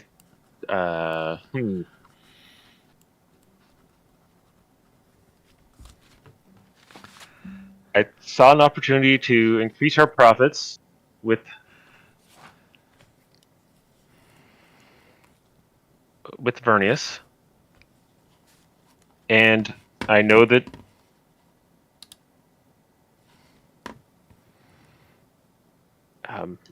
I knew the Emperor was unhappy with him, so I convinced him to. You're the one who told us that he was having an affair with the Emperor's concubine. I thought I could get him to get it on the open with the Emperor and maybe have him removed at the same time, increase our profits and standing. I didn't think it was going to blow back on us in terms of seeming like we were supporting him. I thought he was going to just go to the Emperor and tell him. I kind of told him that we would if he didn't. Yeah, that's what I said. And the witch? Why should she care?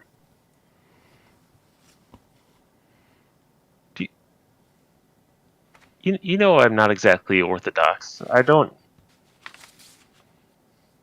look over at Fortuna and give her a smile. Yeah.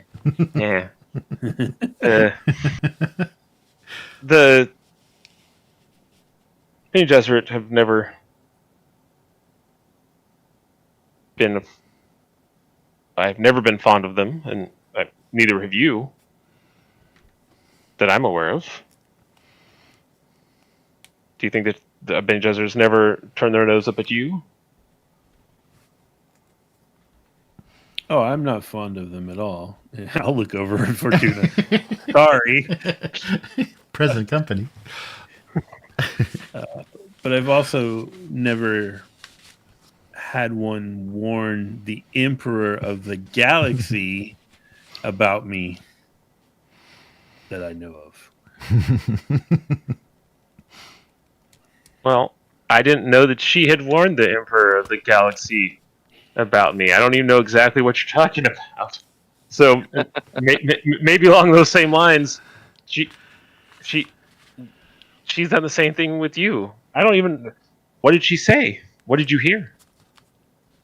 It's what I read.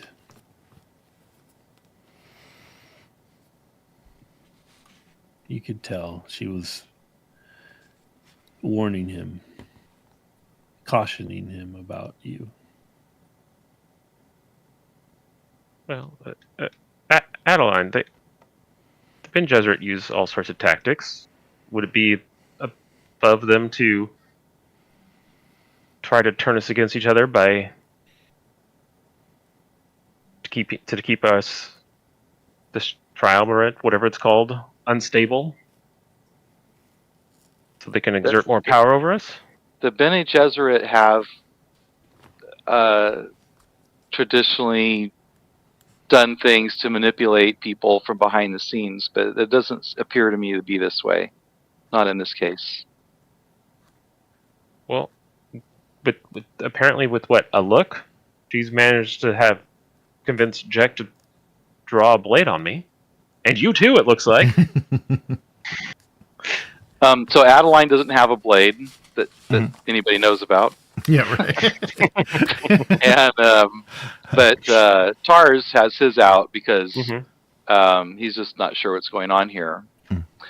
But so Tars is going to state that there's something amiss in this whole situation. We've all known each other for more than a couple decades, and there's something really strange going on here. And we all see it. This is why I did not want this form of government. This is why we fought to make you the leader.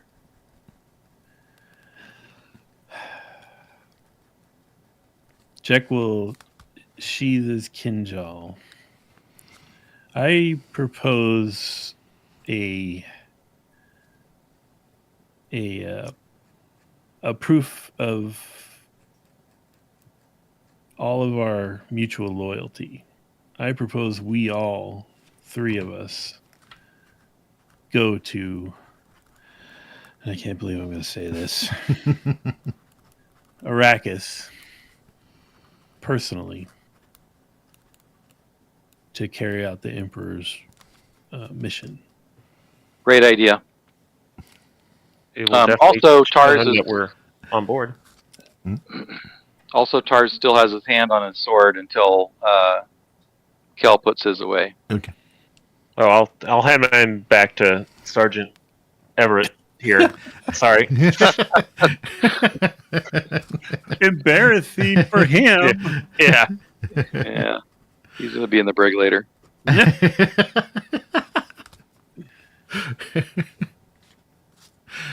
Whoops. All right. I'm going to go get drunk now. So what are we doing here now? Yes. Sounds like Jack says we're going to Arrakis next. Well, we're not going there right now. Right. Well, we could. Yeah, you know that Dr. Kynes is making arrangements, so yeah, you may want to intercept him and accompany him, or you're, of course, you can come later. You wait for Chom to get organized and wait for the so you can go with the doctor and review your holdings there, or you can wait for Chom. I think I want to arrive with Chom. Mm-hmm. Yeah, that sounds. And really, the main, he's not going to say this out loud, but the main reason Jack is willing to go back on his previous intent to never go to Arrakis is the idea of showing up as a part of an official assessment of the Harkonnen. Mm-hmm. He just that is crack. That's too good. It's just oh my god, I'm gonna so rub it into their faces. How big of a military detail should we bring with us? Oh, I think we bring all the moonfish. We already have, I believe, through our arrangements with Atreides, we have some people in our holdings. Mm-hmm. Right. Yeah. You have security. Already loyal security and warriors. Yeah, that are kind of defending your holdings on Arrakis, and also the Emperor, said that you would have his protection. So there probably will be a Sardaukar detachment to protect you as well. I don't trust them. We definitely need to bring all the moonfish then. Bring all the I mean, that's fine, but whatever this Sardaukar detachment is going to be, we need to have twice as many moonfish. Okay. All right. Double their number. All right. Should be. I'm thinking we, normally we just send a detachment of moonfish. I think we should just bring the whole regiment or company or whatever it is. So who's going to protect our home world? Our regular forces. Our moonfish are our elite. Yeah, they're our strike force people. It'd be like taking the Marines, but it doesn't mean that the Navy isn't still doing something, right? I just I'm not so sure I want to take all of them. Let's leave a dozen or so.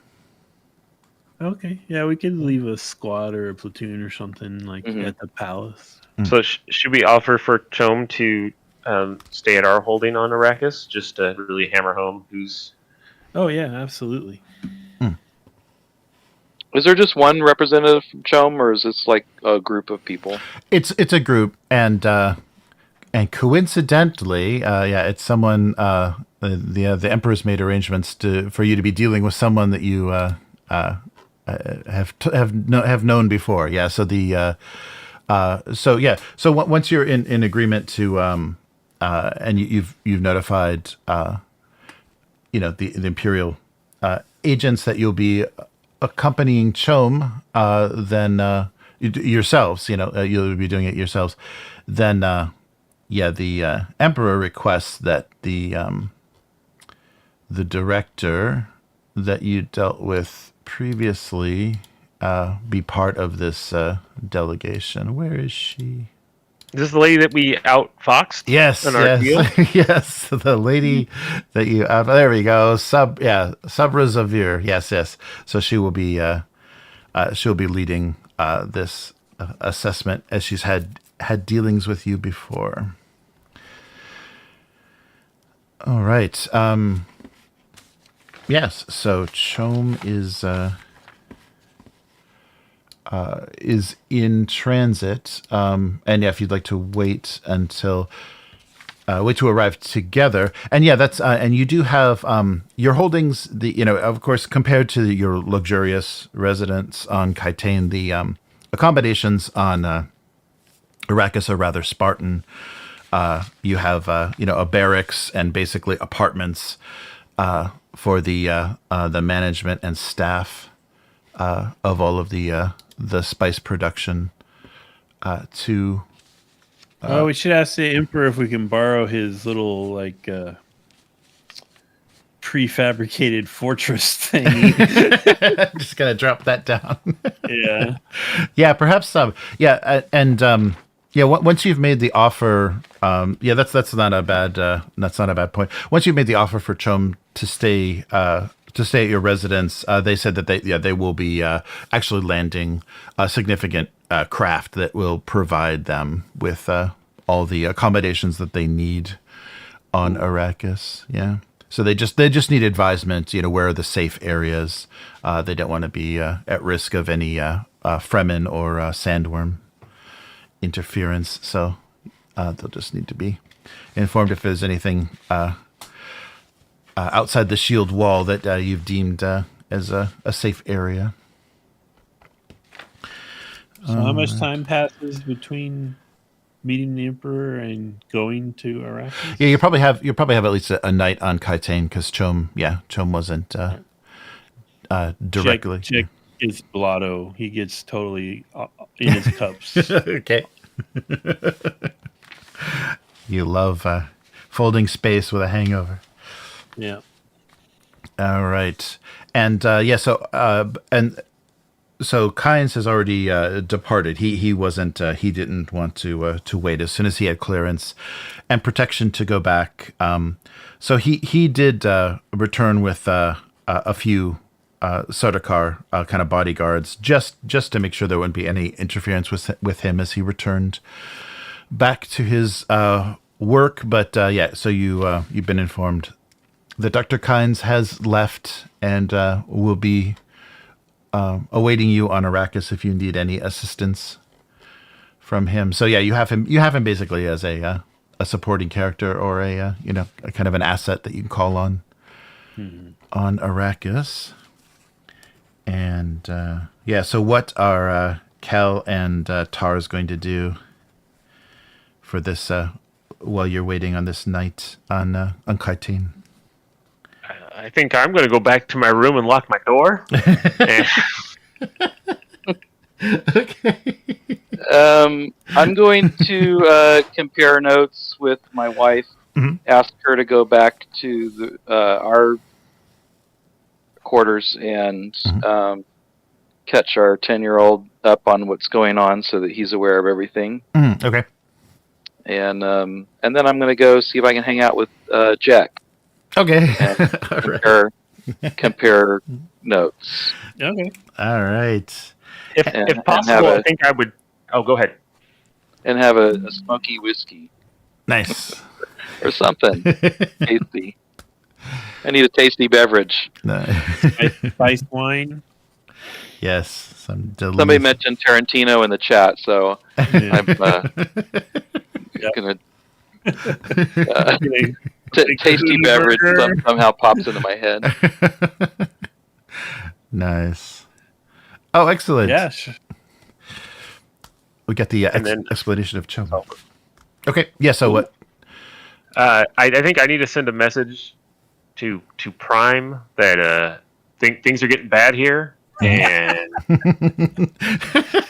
I need some instruction on what to do because this isn't going to hold much longer, and we're going to Arrakis. Maybe we can meet there. Oh, there you go. There you go. Okay. Okay. Oh So yeah. So, wait, both Kells are going to be in the same place at the same time? As long as you don't touch each other, it's fine. Oh, this is going to get good. It's going to be like one of those bad Disney movies where there's two people that look like each other. Yeah. Two Supermans. That's right. And Kel has his mask, his pseudo-flesh masks. You never know who's who.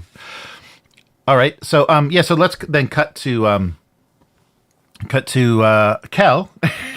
So Tars and Jack are partaking. They're on the they're exploring the best nightlife and purveyors of alcohol on Kaitane. And meanwhile, I'll just do this for everybody. What the? Kel has with assistance from. What the hell is this? Assistance from Vernius has received. Oh, this is Kel Prime. Yes, this is. Yeah. I thought we were going back to the hotel room. I didn't know that. No, we're going to the other. Yeah, the Kel. This is Kel. Kel. Yeah, this is Kel. You're right. This is Kel. Yes. So, Kel is probably a little bit. You're gonna probably not get any kind of communication until you get back within range. Mm-hmm. You're very far.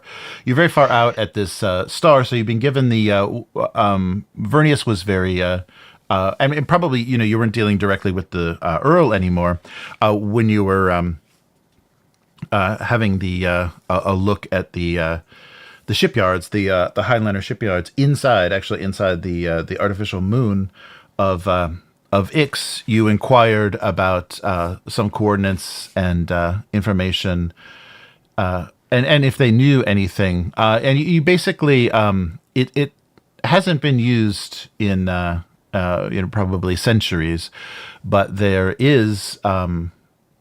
They did recognize the technicians working for Vernius when you inquired did recognize so that you're on the Caliburn, the large artificial moon above Ix, and the staff does recognize that, gives you the location, and you're even provided.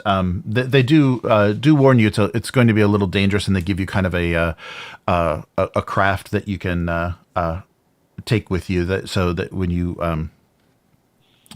fold to this area, you're going to still have a bit of travel. So the star Eda Ofayu Kai is what used to be where all of the old decommissioned Highliners were left, and it is of course scavengers and people do. Occasionally, it's not known as completely dangerous, but it is very isolated. They give you kind of a heavy craft to because you don't know what you're going to be literally running into.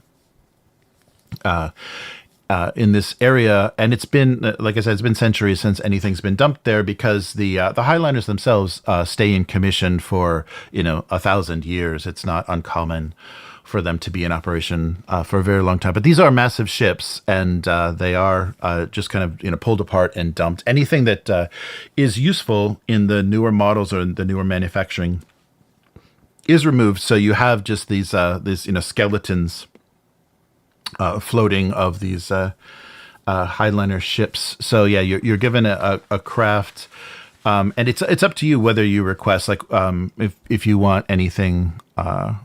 If you want anything that's capable of combat, or what type of craft you'd like, but they advise you to take something rather strong.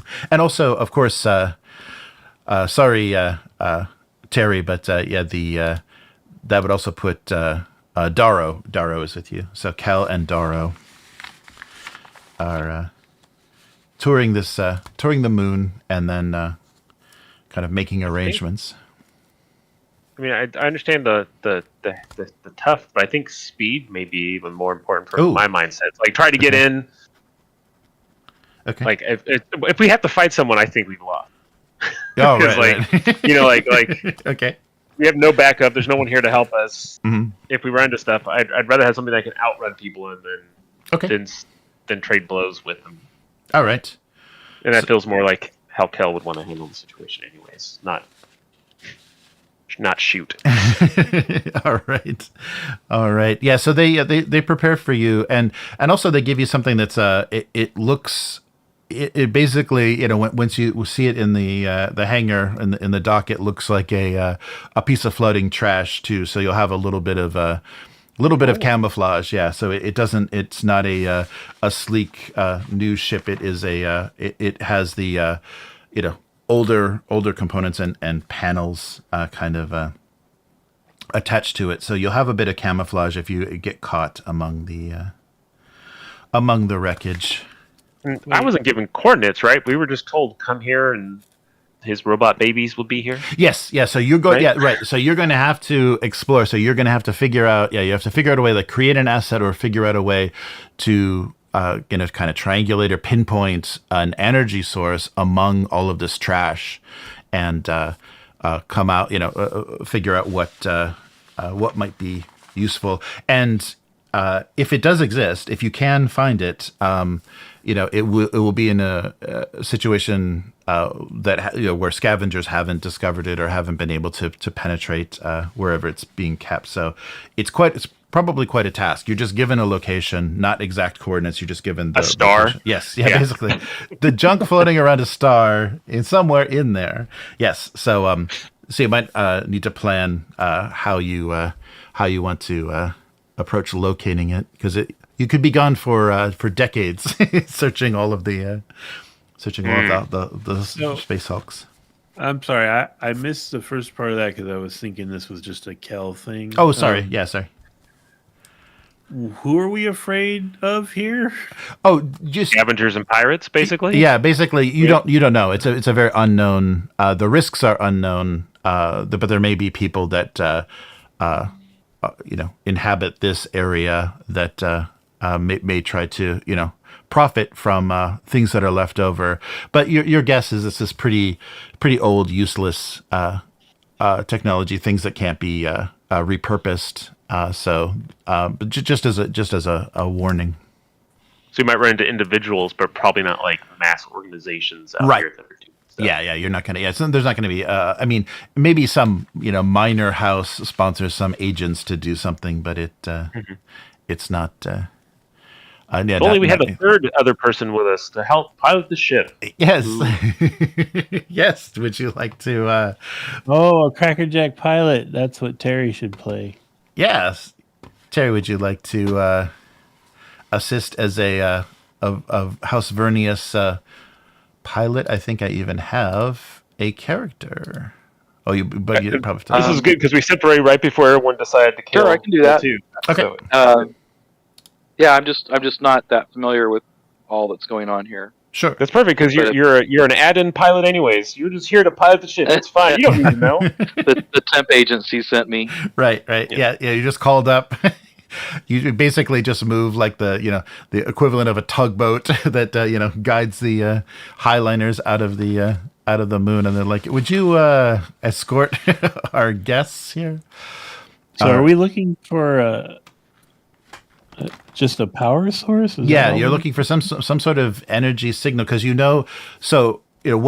what Kel knows so far is that these power cells that hold this consciousness, it would be detectable, and it's kind of organic electric energy. Yeah, so there may be a way that you can create an asset that would detect that sort of thing and be able to basically scan through as much of this as possible, and it's going to be difficult, and you may it's not guaranteed that you're going to find anything. It may be maybe a fool's errand, but that's kind of the clues that you've had from what Xerxes says is that, and from what you saw, because you know that what contained him is a newer technology or an evolution of that technology that holds a human consciousness. And previously, it was literally brains in jars, basically inside robots. The old. So this graveyard is just free floating in space, or it's basically around the sun.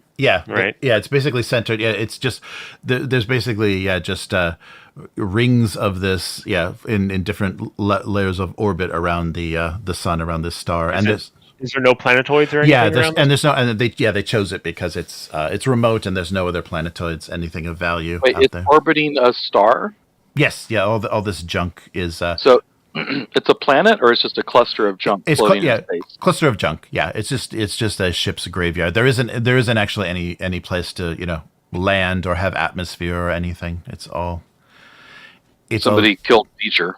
Yeah, right. It's just the junk and in the vacuum of space, and it's going to be quite a tour of the evolution of technology for highliners and things, because you'll see how simple and terrifyingly delicate some of this early technology was. Is there a character sheet for my pilot that I'm playing now? Yes, yeah. Let me create you. I'll probably need you to log out so stuff doesn't crash for you.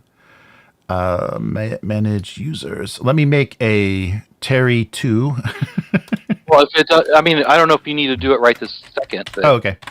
And I don't know how long we're going because it's 11:40 here. Oh yeah. So you guys, okay. So that's true. Do you want to? But it's not.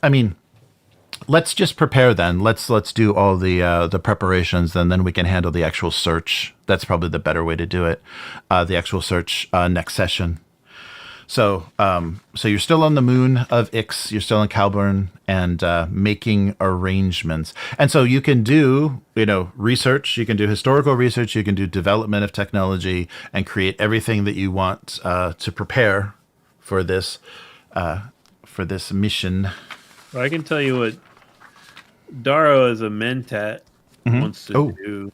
He wants to analyze the orbits of all of the debris and uses deductive reasoning focus to sort of isolate things that don't seem to be moving at the same rates or with the same rhythms as the rest of the debris. Okay. And then when we actually get to it, I'm going to use my ransack talent to really speed it up. Nice. Does that just like make something appear? Is that what the ransack talent does, or? Basically, it's not going to be pretty. But when I make an understand test, I can add 2 threat to reduce the difficulty of the test by 1 and have the amount of time it takes to do. Oh, that's cool. Nice. So that's basically, I want to analyze all that data about the orbits and the rates of change. Okay. To try to isolate the anything that's not playing by the the normal physics rules, and maybe focus on those. Okay. So yeah, why don't you make a roll on that, and then the momentum generated, you can actually make that the quality. You can feed that momentum. You can keep it. Let Kel use it, or you can feed it into the quality of the data, so that if you use that in as an asset in locating, it'll have a high quality. Yeah, because my thinking was I don't think that this stuff's going to show up on regular scanner type stuff, whatever they have. Mm-hmm. So my thought was, instead of try to come at this from a different angle, was to actually try to develop some weird hexagonal. I just decided hexagonal because that sounds better than just 3 points. Some type of search pattern where we can do massive scans, and then how they can tell how far away stars are by how much their color has shifted. Mm-hmm. Do some type of thing where okay, we're gonna do some massive background radiation scan of this area from 16 positions, and then compare. And somehow I'm going to figure out where hot points are that you wouldn't normally pick out, but because of how the energy signatures transfer from different directions, I can go, oh, there's obviously some power source here that's shielded or something. Okay, is what I'm thinking I'm going to do. So it's, instead of trying to build a better scanner or something like that, it's going to be I have this technique we're going to use. Oh, nice. Okay. Nice. So instead of inventing the wheel, you're going to use existing technology more efficiently. Mm-hmm. All right. Good. Okay, somebody refresh my memory. Who is Darrow? Darrow is the character that I played the one time you couldn't make it. So that's why I don't know who he is. Yes. Yeah. He's a twisted mentat. So mentat that doesn't play by the rules. A twisted mentat. All right. Yeah. It's like an evil Vulcan. Oh, like a Romulan. Okay. Yeah, basically. I'm a mentat made by the Tleilaxu. I see. Okay. The people that we're going to give Vernius to here pretty soon. Oh. So the way mine half of it. The way mine works is I make an understand test. Mm-hmm. I give you 2 threat, mm-hmm. which lowers the difficulty by 1 and halves the amount of time it takes to perform the whatever. Mm-hmm. So that's what I want to do. Okay. That's good. Yeah, and that's going to be I'm just flying and trying not to crash into anything. Okay. I feel like both mine and Kel's thing, though, might actually benefit, if there's a way for the pilot to help us. Oh, sure. Oh, yeah. No, you could definitely, let's do that. Let me see. I can bring up the sheet just so we don't crash your browser, Terry. I can bring up the sheet for the pilot. So Terran Jellicoe is the pilot. Ooh. Like Captain Jellicoe? Yeah. Asshole. Yeah. So you got things done. So here's our pilot. I'm a girl. Yes. Oh, cool. Okay. You have the cool pilot helmet.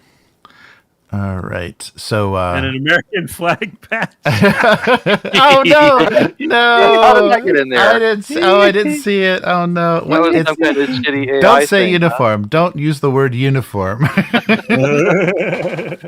It always she's got a 10,000-year-old American flag on her arm. She's a huge fan of ancient history and old Terra. Yeah. Oh yeah, wasn't her name's Terran, right? Yeah, right. Yes. So we'll modify, since this is a we'll just use her specs and everything. She may come up later on Arrakis, because she basically is your staff. She's a pilot that's under your employ. This actual character, this NPC, is a pilot under your employ on Arrakis, but we're going to use her sheet for Terry's character here, because it should work the same. Oh, that's why she's standing on Arrakis in the picture. Yes. Yeah. Right. With an American flag patch. Yeah. or maybe New Mexico. It's either Arrakis or New Mexico. I don't know which one it is. Yes, right. Yeah. She visits Old Earth when possible. Takes a selfie. She must have ejected out of the plane she was sharing with Tom Cruise. Yes.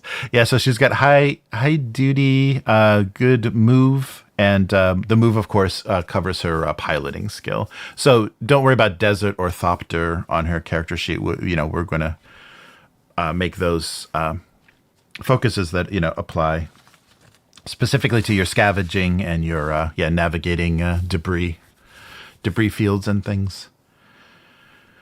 All right. What does it say under her duty statement? I cover the back of those. Who cover mine? Yeah. Okay. Yeah. For the NPCs, that's kind of a generic one that they use for a lot of the the high duty NPCs. They'll cover your back if you're cover theirs. So they're if you're cool with them, they're cool with you. Yeah. Right. Well, we'll help you out if it looks like you're helping us. Okay. All right. Yeah. So we're good. Okay. So let's do these rolls and get you guys prepared.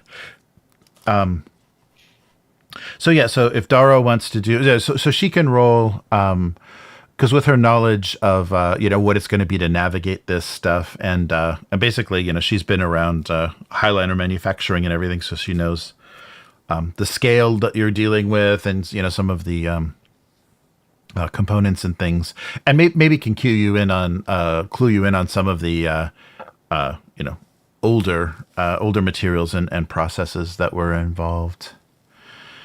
That you might be running into. So is this like our prepping ahead of time, yes. Or is this us? You're prepping. Yeah, you haven't left yet. You're still on the moon. They introduce you to. You requested a pilot. They introduce you to the pilot. So Terran will accompany you. And and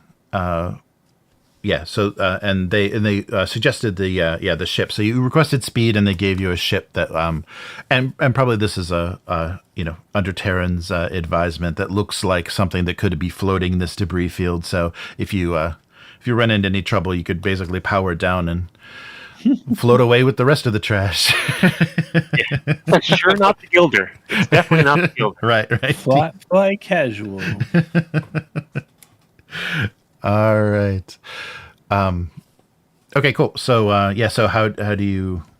So you're going to use your ability, Daro, and give me some threat? Yeah, I mean, okay. Once we're there, are we there? Or... Oh, that's right. You're going to have to... Oh, okay. Well, this was prep. So, yeah, if the stuff that you want to do is actually there. So why don't we have then Kel do the your pattern... recognition thingy. Yes. Yeah, do your search pattern asset, so you can use that once you're there.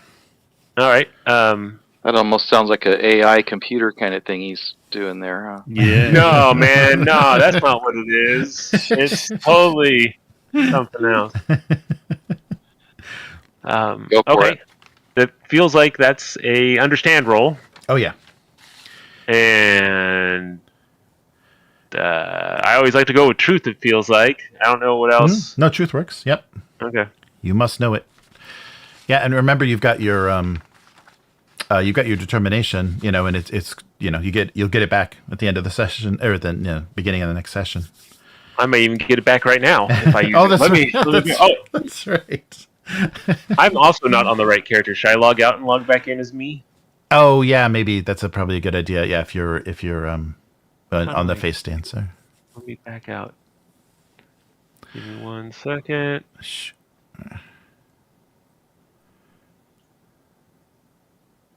Just come back in. Here comes as legitimate Cal. Legitimate? Oh no. All right, here we go. Okay. I will make a roll. If it's known, I must know it.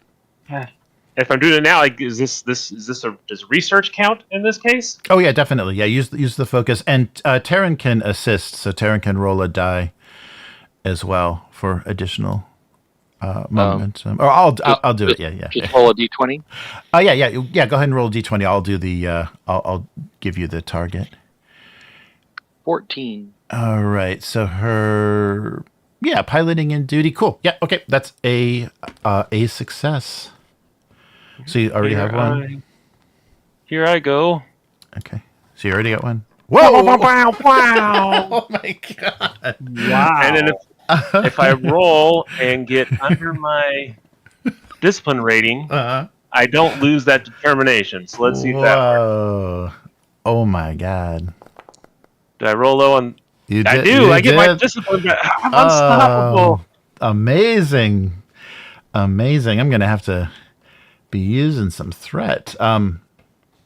Okay. That's excellent. So the, probably call this a daunting, that this would have been a difficulty 3 for developing this new technology. Okay. So that will leave you still with 4 momentum. So you can put all of that in, and I guess it's the end of the session, so you'll lose it. But you can put all of that in, or actually, if we're going to continue the same scene, because if we're now going to travel there, you can probably hold on to that momentum. So if you don't spend it, you can keep it, or whatever exists, because we're going to kind of carry over. Doesn't it decay, just degrade by 1 or something? Yes, but that's scene to scene, but it's kind of it's supposed to reset, each session. But this session is going to we're going to be linking, because we're not changing a scene. You guys are going to come back into the exact same scene, so I won't do that. Okay, so what do you want to do for creating this? So you have your kind of hexagonal scanning. Yeah. So I'm just writing in hexagonal. I don't even know how to spell hexagon. Hexagonal scanning plan for locating robots is what I'm putting. Oh, excellent! But I don't. I'll say robits. There we go. Oh, there you go. Now it feels more. You're not violating any copyrights or trademarks. Yeah. Okay. So it starts at a 0 when I make it, right? Yep. Starts at a 0, and then you can raise it with that momentum. So you got 4. So you can, that's up to you. So I can make it. Is it each point? Yes. Raise it 1? Yep. Yeah. Every point of momentum will add to it. And it's going to lower the difficulty, right? Isn't this basically what it's going to do for us? Yeah, basically, yeah. So I feel like if I crank this up really high, Matt should be able to get by if I put 3 points into this. Mm-hmm. It's going to lower the difficulty by 3. So Matt only will probably need a success or 2 to do his thing, right? If we do that, so I'll spend 3. Nice. Make it a rank 3. All right. So you have and leave 1 momentum for floating for my twisted mentat friend here to make his roll with. All right.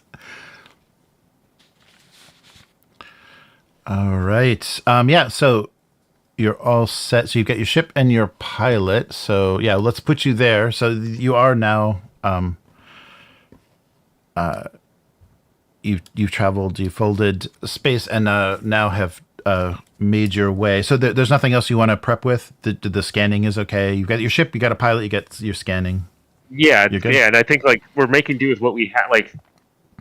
We're making do with what we have. So it's okay, well, we have this thing. So a crazy scanning plan is probably better than trying to GRE rig a new scanner out of this thing. I don't know how I can get it. I can get a few more parsecs distance scan range, but I don't know how much that's going to matter. What's more important is just particle. Right. All right. And then, so the idea is a Highlander is going to drop us off, and we're going to have to fly into it. Basically. Right. Yeah, you're going to have to. Yeah, you're going to make they'll get you as close as possible in kind of known and traveled space, and you're going to have to make your way there. But you start to when you start to get in range, then it's possible for Darrow to start his analysis, because you've got some decent range. Are they waiting for us? What's our get out of here plan? Good point. No, the Highliner, it's just a quick excursion. If that's that's your plan to get in and out, then you made arrangements with Vernius to wait for you. So you may. Well, that's an expensive taxi cab. It is. Yeah, you got a Highliner just waiting out for you. That means or do you want to do it's 3 days here and then they show up again? I don't know, because if we find robots, what do we? I mean, what are you gonna do with those? I can't just show up with an army of sentient robots and be they're coming with us to Arrakis. I don't think that's gonna. I don't know if that's gonna fly. You want to set it that like they leave it like we had another ship swings by in like a week and we pick up then? So we have some like off-grid time? If our pilot feels we'll be safe for a week, then I support that decision. Oh, okay. Yeah, what's Terran feeling? You think you can protect these guys for a week in a debris field? Oh, I can protect them fine. Excellent. But do we have all the supplies and stuff and fuel that we need? Oh, sure. Yeah, if that was the plan. Yeah, if that was your plan before you left, yeah, you definitely are supplied. There's 2 dozen sandwiches in the back. How many do we need? All right. Well, yeah, we're good. She's good. Okay. Nice. Okay, this will be interesting then, because we can make this more time based than I was gonna. Yeah, if you're gonna be there for an extended time and not just like try a couple of quick things and then leave, then yeah, we've got a more extended task we can do. Plus, that puts us behind on getting back to Arrakis, which will probably lead to my other guy getting killed, which is awesome. So. Yeah, Kel gets shot and falls down, and then Kel's still standing right behind his corpse. You're gonna have to get silver eyes and do the whole "I'm a Gola now."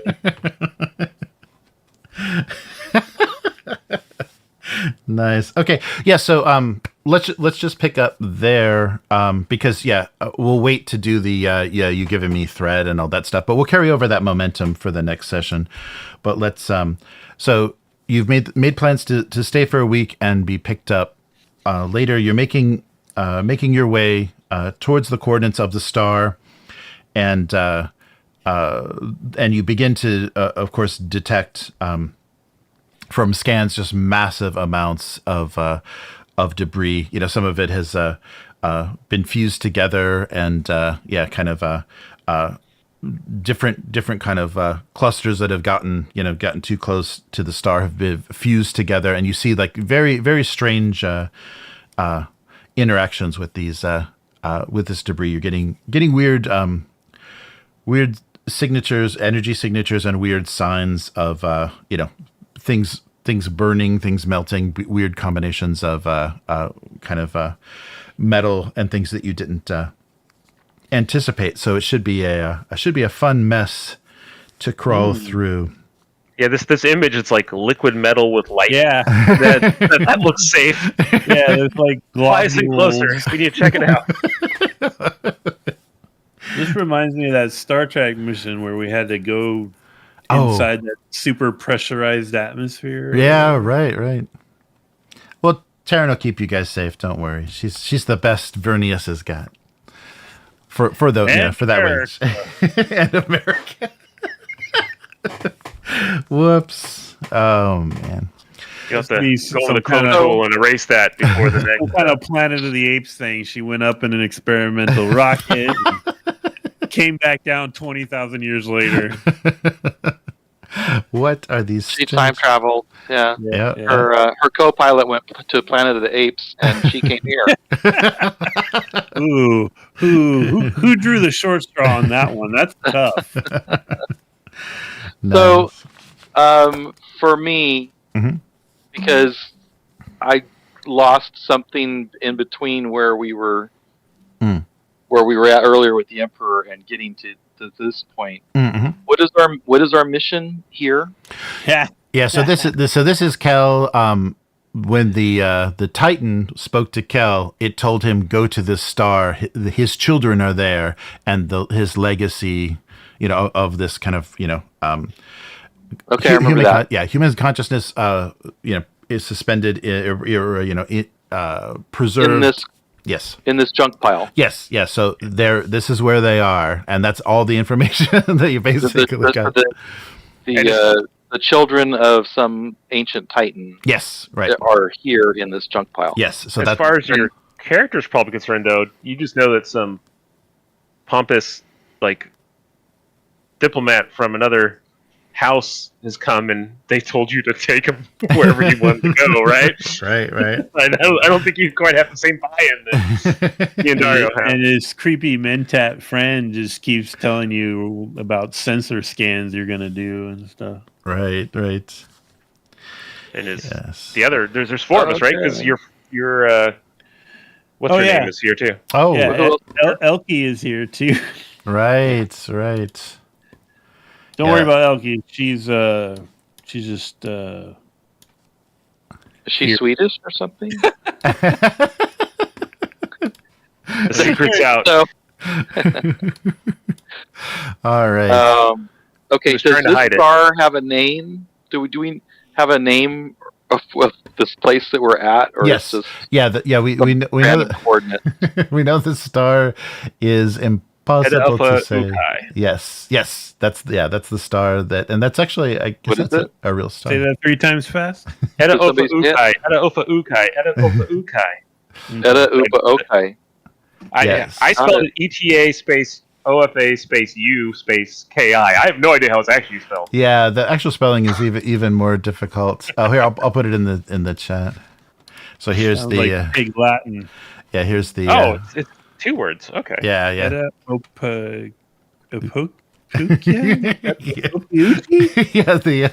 the way that I heard it pronounced was was Eda Ofa Ukai. Yeah, it was actually I got this from there was a guy, I guess Frank Herbert used actual stars, like actual star systems and things to plot everything. So this is like an actual star somewhere, and this was designated in the Dune Encyclopedia to be the graveyard of the Highliners.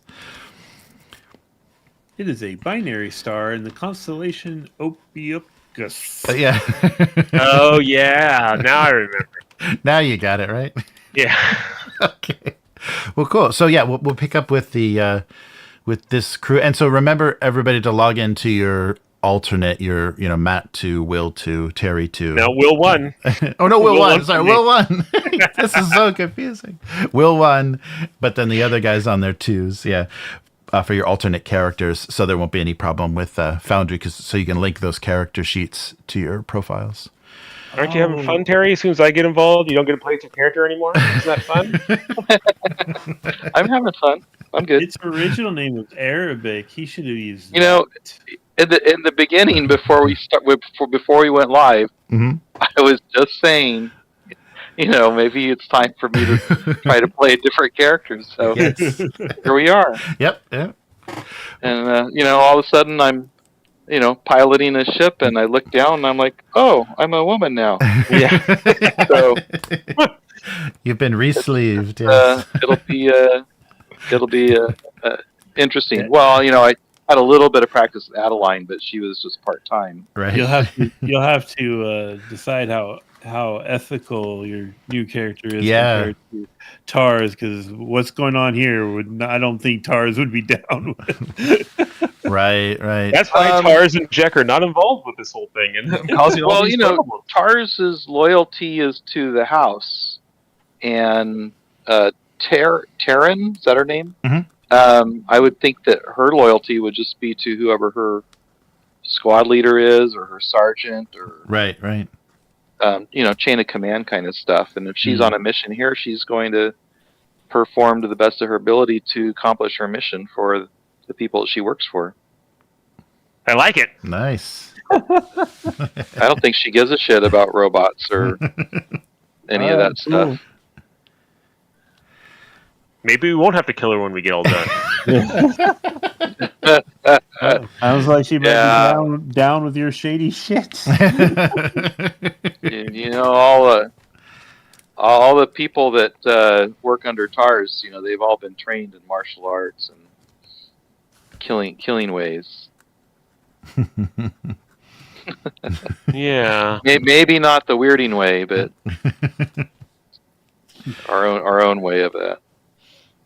The killy way. Nice. Oh, I would show this to Will. I don't think this has come up before. I did an asset. I made the Gilder an asset just because it was coming up and you're modifying it. Here's the here's the art for the Gilder so far. Did it come up? Oh, nope. No. What am I doing? Oh, there's a helicopter. I got it. Okay. It's going slow. I have a blank screen right now. Uh-oh. Come on, Gilder. I'm still on the debris field. Yeah, I'm looking at the live stream. But it's blank. There's a helicopter there. Oh, it's a broken link. Oh no. What's going on? Well, if you look on the live stream, you can see the guild. Okay. Sorry. Smooth. Looks nice. I never have it up. Let me hop in there. Is that Ornithopter? Yes. Yeah, it's the beautiful gold gilt ornithopter of Tabroven design.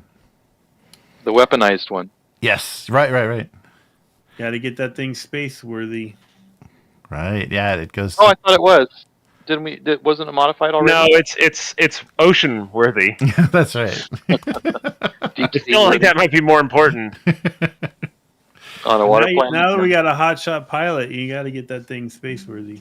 She's not even from our house, guys. We got to remember that. Well, she could. Wait, where am I from? No, I thought she was. I thought he said. Oh no, she was. I was just using the sheet of the NPC. Yeah. You wouldn't have you wouldn't have brought a pilot with you, but yeah, you do have the equivalent. Yeah, you do have the in your employ you have the equivalent. If she performs well, we might have to offer her a job. Yeah, that's true. That or kill her. We'll figure it out. It depends. She might kill you back. Yeah, this is definitely the evil crew on this side of it all. Yeah, Kel technically has. Well, he killed that one. I feel like we're back on Deathmatch Island. Yeah. There might have to be a challenge at the end of this. I finally managed to get it up and look at it. Yep, that's the Gilder, all right. Look, it's all sleek and good. Fancy. Nice. It doesn't quite have enough gold on it. You can put more gold on it. Okay, more gold. More gold. Got it. More filigree. All right, good. So yeah, let's call it here. So so you see this massive approaching this massive debris field that it goes on endlessly. So Darrow will have a fun time analyzing the data of all these orbits and things and try to get you guys close to your prize. So so everyone, thanks for watching and listening, and we'll be back next week. Sorry for the late start, but we'll get after it. So it'll be fun in the graveyard next session. So thanks for watching. See you next time. Goodbye. Bye. Bye. Good night, everybody.